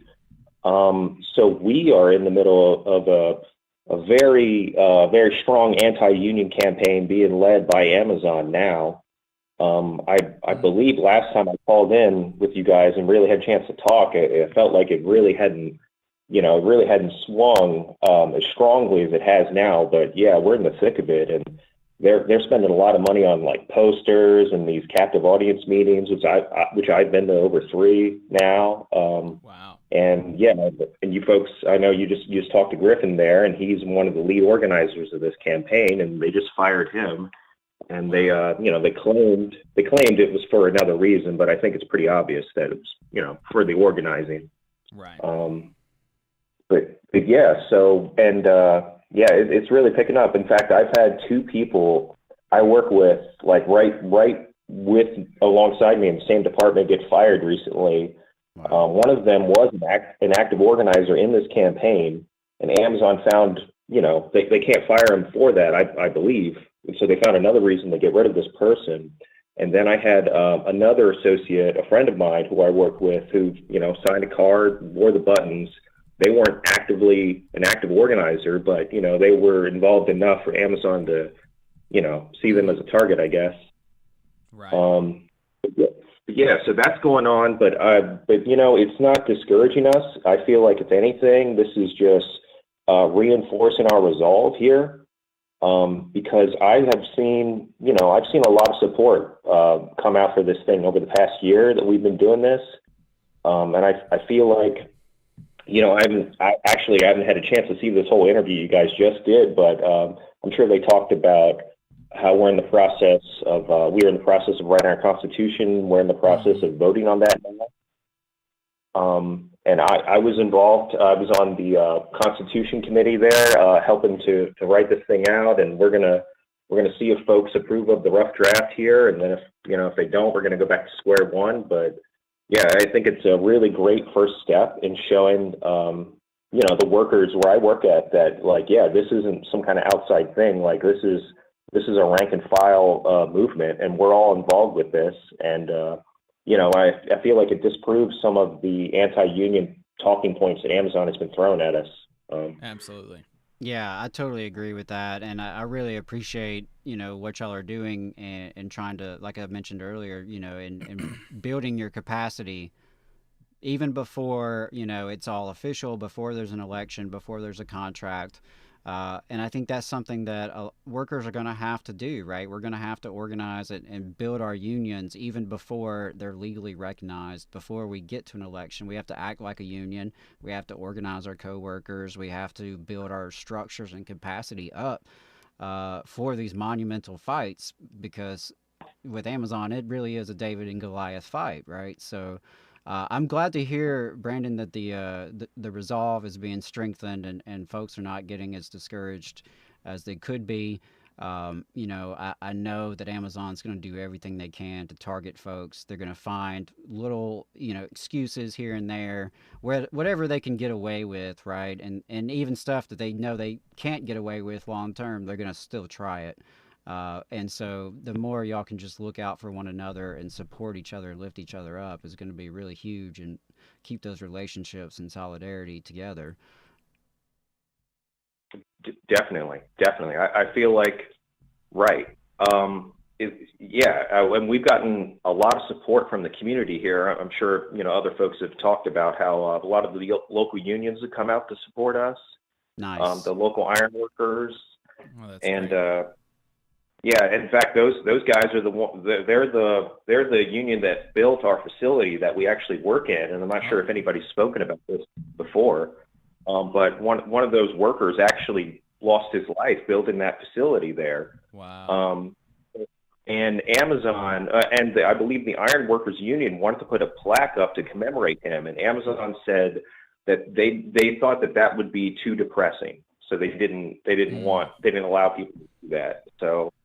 I just wanted to put that out there, but we've gotten a lot of support from the local iron workers, and now we're getting support from the DHL Teamsters from across the street, who have been very inspired to me personally. And yeah, man, I feel like that this is, don't get me wrong, like, this is an uphill battle. We're going up against like one of the biggest corporations in the world, but I feel like I feel like there's a lot of positive energy going in here, and we have a ton of community support, and I feel like we're on the right side of this. So yeah, I'm in a good mood about it. So fantastic. Yeah. Really appreciate that report, Brandon, man. That's great to hear. I think there's just a lot of positive energy in the labor movement overall that, the more we see each other fighting, the more it inspires us to fight more, right? Yeah. And so I think that's great to hear that locals in the area are coming out and supporting y'all. That's what it's going to take. We all have to pitch in and contribute where we can. So we can win these victories. So keep up the good work and definitely keep us posted. Yeah. Thanks for the call. Thank you, fellow workers. Appreciate you. Appreciate the support. Yeah. Take care, brother. All right. So school choice, we talked about this during the legislative update. I wanted to dive into this a little bit more. There are multiple visions. Of course, there are. Just several different visions of school choice, school privatization, I think it's more accurate, that are trying to be implemented across the country or have been implemented across the country. But here in Alabama, we've got basically two, right? We've got two. We've got the kind of the most extreme version being put forward by State Representative Ernie Yarborough, and then a more moderate version being put forward by the governor, Ledbetter, and Arthur Orr. Ledbetter is the State House Speaker. That's okay? correct. Yeah, and Arthur Orr is, what is he? The Education Committee Chair. Yes. Yeah. Okay. Yeah. So Education Budget Committee Chair. Education Budget Committee Chair. Yeah. So these are the pretty powerful kind of people in Alabama politics, especially on the education issue. And so if they're pushing this more moderate one, that would be the more likely one to go through. But there could be some complications about, well, are people going to get so spun up on Yarborough's plan that the Republicans would vote down the more moderate version of it, and so we'll have to kind of tell. But Adam, can you give me the more details about the two plans and what their similarities are and what the differences are? Sure. Yeah. So let's start with the Choose Act, which is the one you mentioned that's pushed by leadership. And what it would do is basically create tax credits. So for the first 2 years, it would offer a tax credit of up to $7,000 for households making up to 300% of the poverty level, or about $75,000 a year for a family of three. And this tax credit could be used towards private school tuition. The income cap would be lifted in the third year of the program, right? So it's a gradually phased in. Not every family is going to be immediately eligible for it. My understanding is also that special education students will also be eligible in this first early phase in. And so the governor's calling for about $100 million to fund this off the first year, and naturally it's going to raise. The other bill being pushed by Yarborough is actually a little bit more expansive. It's got less of a phase-in, it's got less of a cap, and so it would be more expensive, and it's just more broad in like how it can be used. So the $7,000 tax credit you get is for the private school tuition under the Choose Act. It's a smaller amount, I believe, a $2,000 amount for homeschooling. Whereas my understanding with the more extreme bill is it's just like, here's the flat amount, whether you're homeschooling, whether you're private school, it's a lot more flexible in terms of what it can be spent on. So it's definitely more extreme in terms of its cost to the budget, in terms of its overall, privatization aspects. Something that's worth noting is that the governor also mentioned, like in her State of the State address earlier this past week, that she wants to have the highest teacher salaries in the South. And wanted to increase the starting salaries for teachers. And so you can kind of see what's happening here is they're dangling higher teacher salaries in exchange for more school choice, more school privatization. Alabama already ranks in the top 20 in terms of school choice, like by the people who, create these lists, right? And we're not in the top 20 when it comes to teacher salaries, let me tell you that much. Our per pupil funding, for sure, right? So, because the state of Alabama already has charter schools that are legalized, the state of Alabama already has the Alabama Accountability Act, which is a voucher-like program. It's private school scholarships. It's also a tax write-off for wealthy donors who want to give to these programs.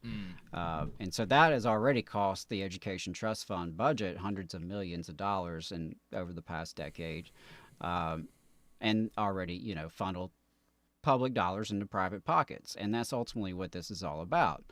It's going to be interesting to see if the far right will be satisfied by Governor Ivey's bill. It does touch on state accredited private schools, as my understanding. So like I said, it's a little bit more restrictive in what the money can be spent on and where it can be directed, and more limited in its rollout. And so will that be enough to satisfy the school choice extremist?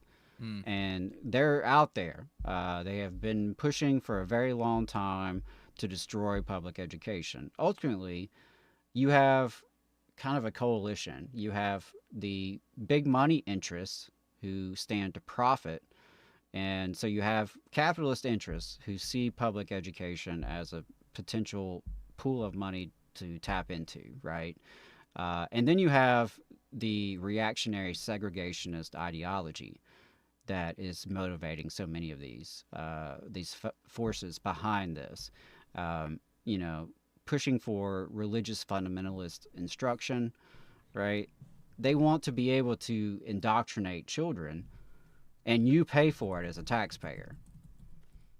That's what they're asking for, which is ironic, right? Because a whole big piece of the Alabama Republican Party's platform and its current shenanigans is this idea that there are, quote unquote woke teachers and grooming and indoctrinating students, and there are woke librarians who are harming your children with library books, and so they've got this narrative out there that this is happening. And make no mistake, that is part of the puzzle, right? That is part of weakening the reputation of public education. That is part of driving demands for alternatives to public education, right? So they sabotage the public schools with these narratives, with the underfunding, with all the different ways in which public schools are held back from their potential. And this creates this demand among what is still a very small minority of parents. Make no mistake about that.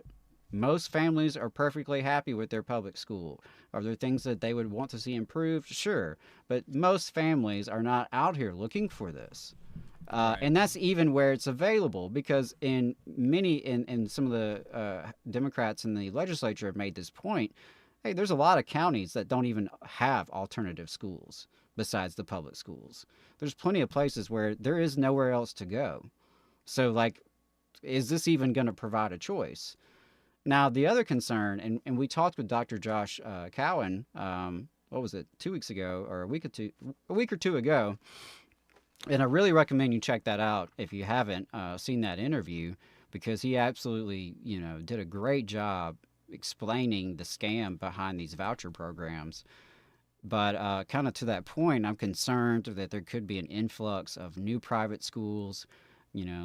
Bubba's Bible School opens up down at the strip mall to try to take advantage of these, tax subsidies, basically, which, that is a real concern, I think.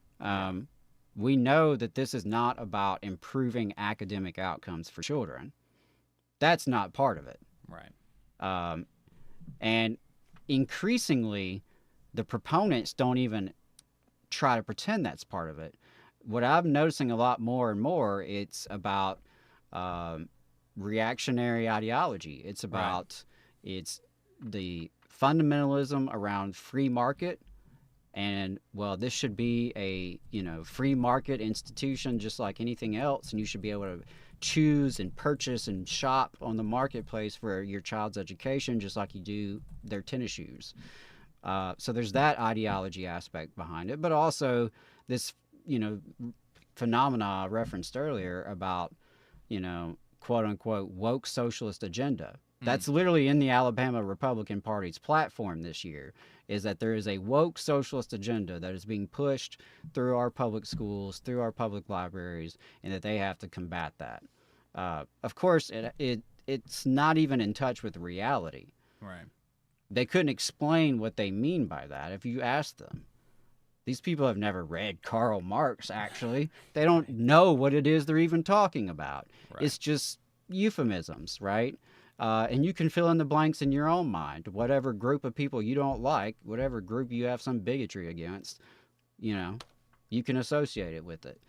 Now, Adam, as we're going down, I want to back up just a little bit and get maybe just a bit more fidelity on the Choose Act, and then I want to go into how the AEA is responding to this or might respond to this. So on some more details on the Choose Act, just for a reference, how you said it would earmark basically $100 million. How much is the education budget in the last year or for this year? What is it slated to be? Isn't it like $8 billion or something, somewhere around $8 billion? Yeah, so it is definitely in that neighborhood. Let's see if I can find it real quick. And then the more radical version of school choice, Yarbrough's bill, that is projected, or at least a previous version of unlimited universal school choice was estimated to cost, what, $550 million? Yes, it was several $100 million more than what we're talking about with this Choose Act. But again, this is the initial roll-in, right? It only grows more expensive over time. That was my next question. Is you said that it grows more expensive over time. Is the increase in the cap of $100 million? Is that increase an automatic ramp up built into the act where, if you do nothing, the default in the Choose Act is that in year 2 it goes to, just a number, let's say 150 million, and then the year after that it goes to 200? Or is it that the Choose Act is being introduced as an introduction with the implication that we're going to come back down the road, and if this is working, we're going to do another bill? No, my understanding is it is phased up as it's phased in, right? And so those increases will be built into it. $100 million is where it starts, but will, by the definition of the bill, increase. And so will it increase to the ultimately the more radical universal 7,000 anybody for anything, no state accreditation at that's all? hard to say. Honestly, that is hard to say at this time. I think it's a little early right now. It's going to take some real analysis to figure out how much would this actually cost, and it gets kind of wonky, especially with them classifying this as a tax credit, right? And I just want to say on that note, we could just do a child tax credit for every family in Alabama, similar to the pandemic era federal tax credit. A lot of states have done that kind of thing, and it's very successful. Yeah. It is very successful. It turns out if you just give families a little extra cash, they will spend it to help themselves, and it grows the economy, and they're a little bit less poor and a little bit less desperate. And, that would give families a resource. And if they decided to spend it on private schools, okay, whatever floats your boat, right? But that seems to be, to me, a much more common sense proposal. But that wouldn't achieve the objective of weakening public education. Because, again, remember that for the folks pushing this stuff, they don't actually believe in such a concept as the public. Right. So that is where, we have a big problem. And so the people that are basically tasked with defending public education is the AEA. Ultimately, that's who it's going to fall to. You said that you got an op-ed recently from their journal about this, about school choice, the issue. What is your read on the tack that they're going to take this year, this legislative session? Yeah. So I mean, so the Alabama Education Association is the biggest education group, right? They represent the majority of the employees in the state. Of course, so they're not the only group, right? The school superintendents have their own organization. The administrators do as well. The school board members do as well. And those can be quite powerful in their lobbying presence. But yeah, you know, the Alabama Education Association, ultimately, it's going to be whether or not they can lead the fight in defeating this.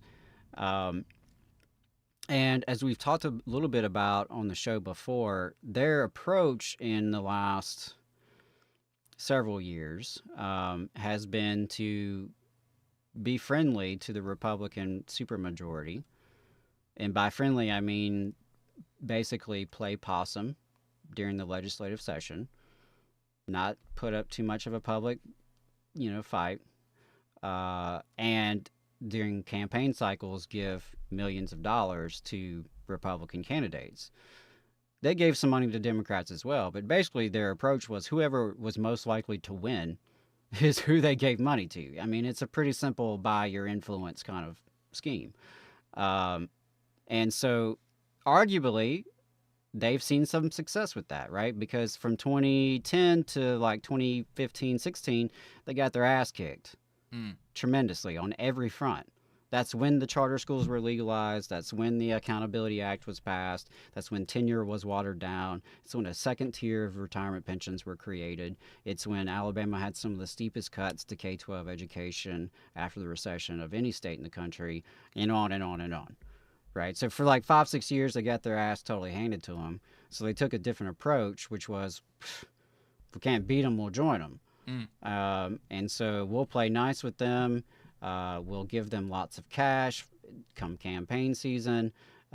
We will hopefully buy enough favor that they'll kind of leave us alone every year. And we can keep growing the budget and growing teacher salaries. And so they've had some success over the last few years in doing that, arguably. The budgets have grown. Salaries have grown. There hasn't been a huge expansion of school choice in the last few years. But circling in the background, these past few years has been these pushes for school choice alongside the various reactionary ideological attacks about wokeness and socialism and all this other garbage. And they've been real quiet. They did put out some strong language in their new journal that I got in the mailbox yesterday. And it was pretty strong on the school choice scam. But the interesting thing to watch is, where does that lead, right? It's one thing to put a, strong op-ed in your own journal, but are you activating members to put that message out? Are your members going to be expected to call legislators and email and show up in Montgomery? Are you going to run a media blitz, either paid or earned? Are you going to call out some of these politicians that you've given money to? And that's going to be interesting to watch. Let's take a look at all the politicians who've gotten a vote contributions and where do they line up on school choice? Because it's going to kind of have, be egg on your face if you gave money to people who didn't stab you in the back, right? Right. So that'll be interesting to watch. Frankly, my assessment of Alabama's educators is that they are just disorganized. The AEA is in many ways a company union, right? Your boss literally can join. Your principal, your superintendent, your HR director, they can join the association. And believe me, a lot of times they do. And a lot of times that's who is catered to. And so that's a dynamic that is problematic, I guess you could say, Right. When the people who are supposed to represent you are also the people punishing you. So that's an interesting dynamic for them to deal with. But Alabama educators are, in my experience and in my assessment, very disengaged from all this. And that's part of the issue is educators alongside parents, students, and our allies have to organize to defend public education and to improve public education. And you have to do both, right? We have to defend it from getting worse. We have to defend our budget from all these ways to siphon money out through tax credits and through voucher schemes and all this other stuff. But we also have to be putting forward a proactive vision of what better public schools could look like, right? So that people aren't as interested in school choice alternatives. Right. And we do need to make our public schools better in Alabama, right? Again, check the metrics. It's clear that we need to do that. And part of that is because it's a reflection of the communities in which they serve. And when Alabama is, again, last at most everything, it's going to trickle into the schools. But these are all issues that need to be addressed. And so we'll see what happens with the big school choice push. If it passes, will it be over AEA's opposition, or will they kind of stay quiet during this battle? Will the higher teacher salaries be enough to kind of buy their silence? I think is going to be one of the questions. And so, we'll see. My personal belief is that educators in Alabama are going to have to save themselves. It's not going to come from, the school board members and the superintendents. It's not going to come from the bureaucrats at AEA in Montgomery. I think that's obvious if you look at the evidence. Look at your working conditions. Look at what your students are experiencing every day. And I couldn't help but notice in that AEA journal, there were some strong words about vouchers from the executive director. But the very first page, the very first article, talked about starting another successful legislative session for students and educators of Alabama. Educators of Alabama, how successful do you feel these sessions have been for you? And will a higher salary be enough for you? Right. Will that address the lack of class size limits? Will that address the broken playgrounds and the moldy ceilings? Will it address the planning time that you're not getting, that's being violated repeatedly without consequence? Will it address the terrible working conditions so many of our educators are experiencing in so many schools across the state, the high turnover? I'm sorry, but I don't think salary alone can cut it. And I've always believed that, and I've believed that since, I called out Superintendent Casey Rudinsky in the Huntsville Times years and years ago, and he wanted to do that same thing and make it a salary issue. Right. But it's not just about salary, right? There's a lot more to it. And I've talked with probably hundreds, if not well over 1,000 educators in my life. And they all wanted to be paid better, but they all wanted to be treated better. They all wanted the tools and resources and capacity to be effective at their job. They wanted justice for their students. And I don't see anyone really pushing for that, right? And so there's a lot more that we could be doing. And my advice, my suggestion, my open call to educators is to learn from what folks have done in other states. And I would encourage the most forward-thinking educators in this state to organize a caucus amongst themselves that can operate both inside and outside of these institutions, and develop this positive vision of what public schools in Alabama could really look like, but will only be achieved if there's a real movement behind it. And so educators have to come together. I would encourage educators to learn from the Chicago Teachers Union and the Caucus of Rank and File Educators, or from the movement of rank and file educators in New York, or from the Red State Revolts, right? From Arizona to West Virginia to Kentucky. It's not a secret. It can work. It can work. But educators have to kind of seize the day. And I know that you're tired, and I know that you're busy, and I know you're demoralized. And so are auto workers, and so are Starbucks baristas, and so are all of us, right? We're all tired. We're all busy. We're all demoralized. But that's my belief, that schools in Alabama are always going to be under attack and are never going to get better until the educators band together with the parents and the students and the community allies and really change the dynamics. Why don't you have collective bargaining in this state, and why isn't anyone asking? Why don't you even have paid parental leave in this state? A profession that's 80% female, and you don't even have maternal leave. Right. In the year 2024. It's ridiculous. So, one more thing that I think we should just say on the AEA strategy to combat this is they have recently brought on a Republican political consultant to help them message their anti-school choice campaign. So, well, that's interesting. I mean, and they're doing a delicate dance of trying to appease conservative rural whites while disproportionately relying upon their black membership. You go to AEA events, and it's going to be heavily African American in terms of who's actually participating, who's actually serving in local officer roles, who's actually serving as building reps, who's going to the delegate assembly. It's disproportionately black folks who are joining and participating.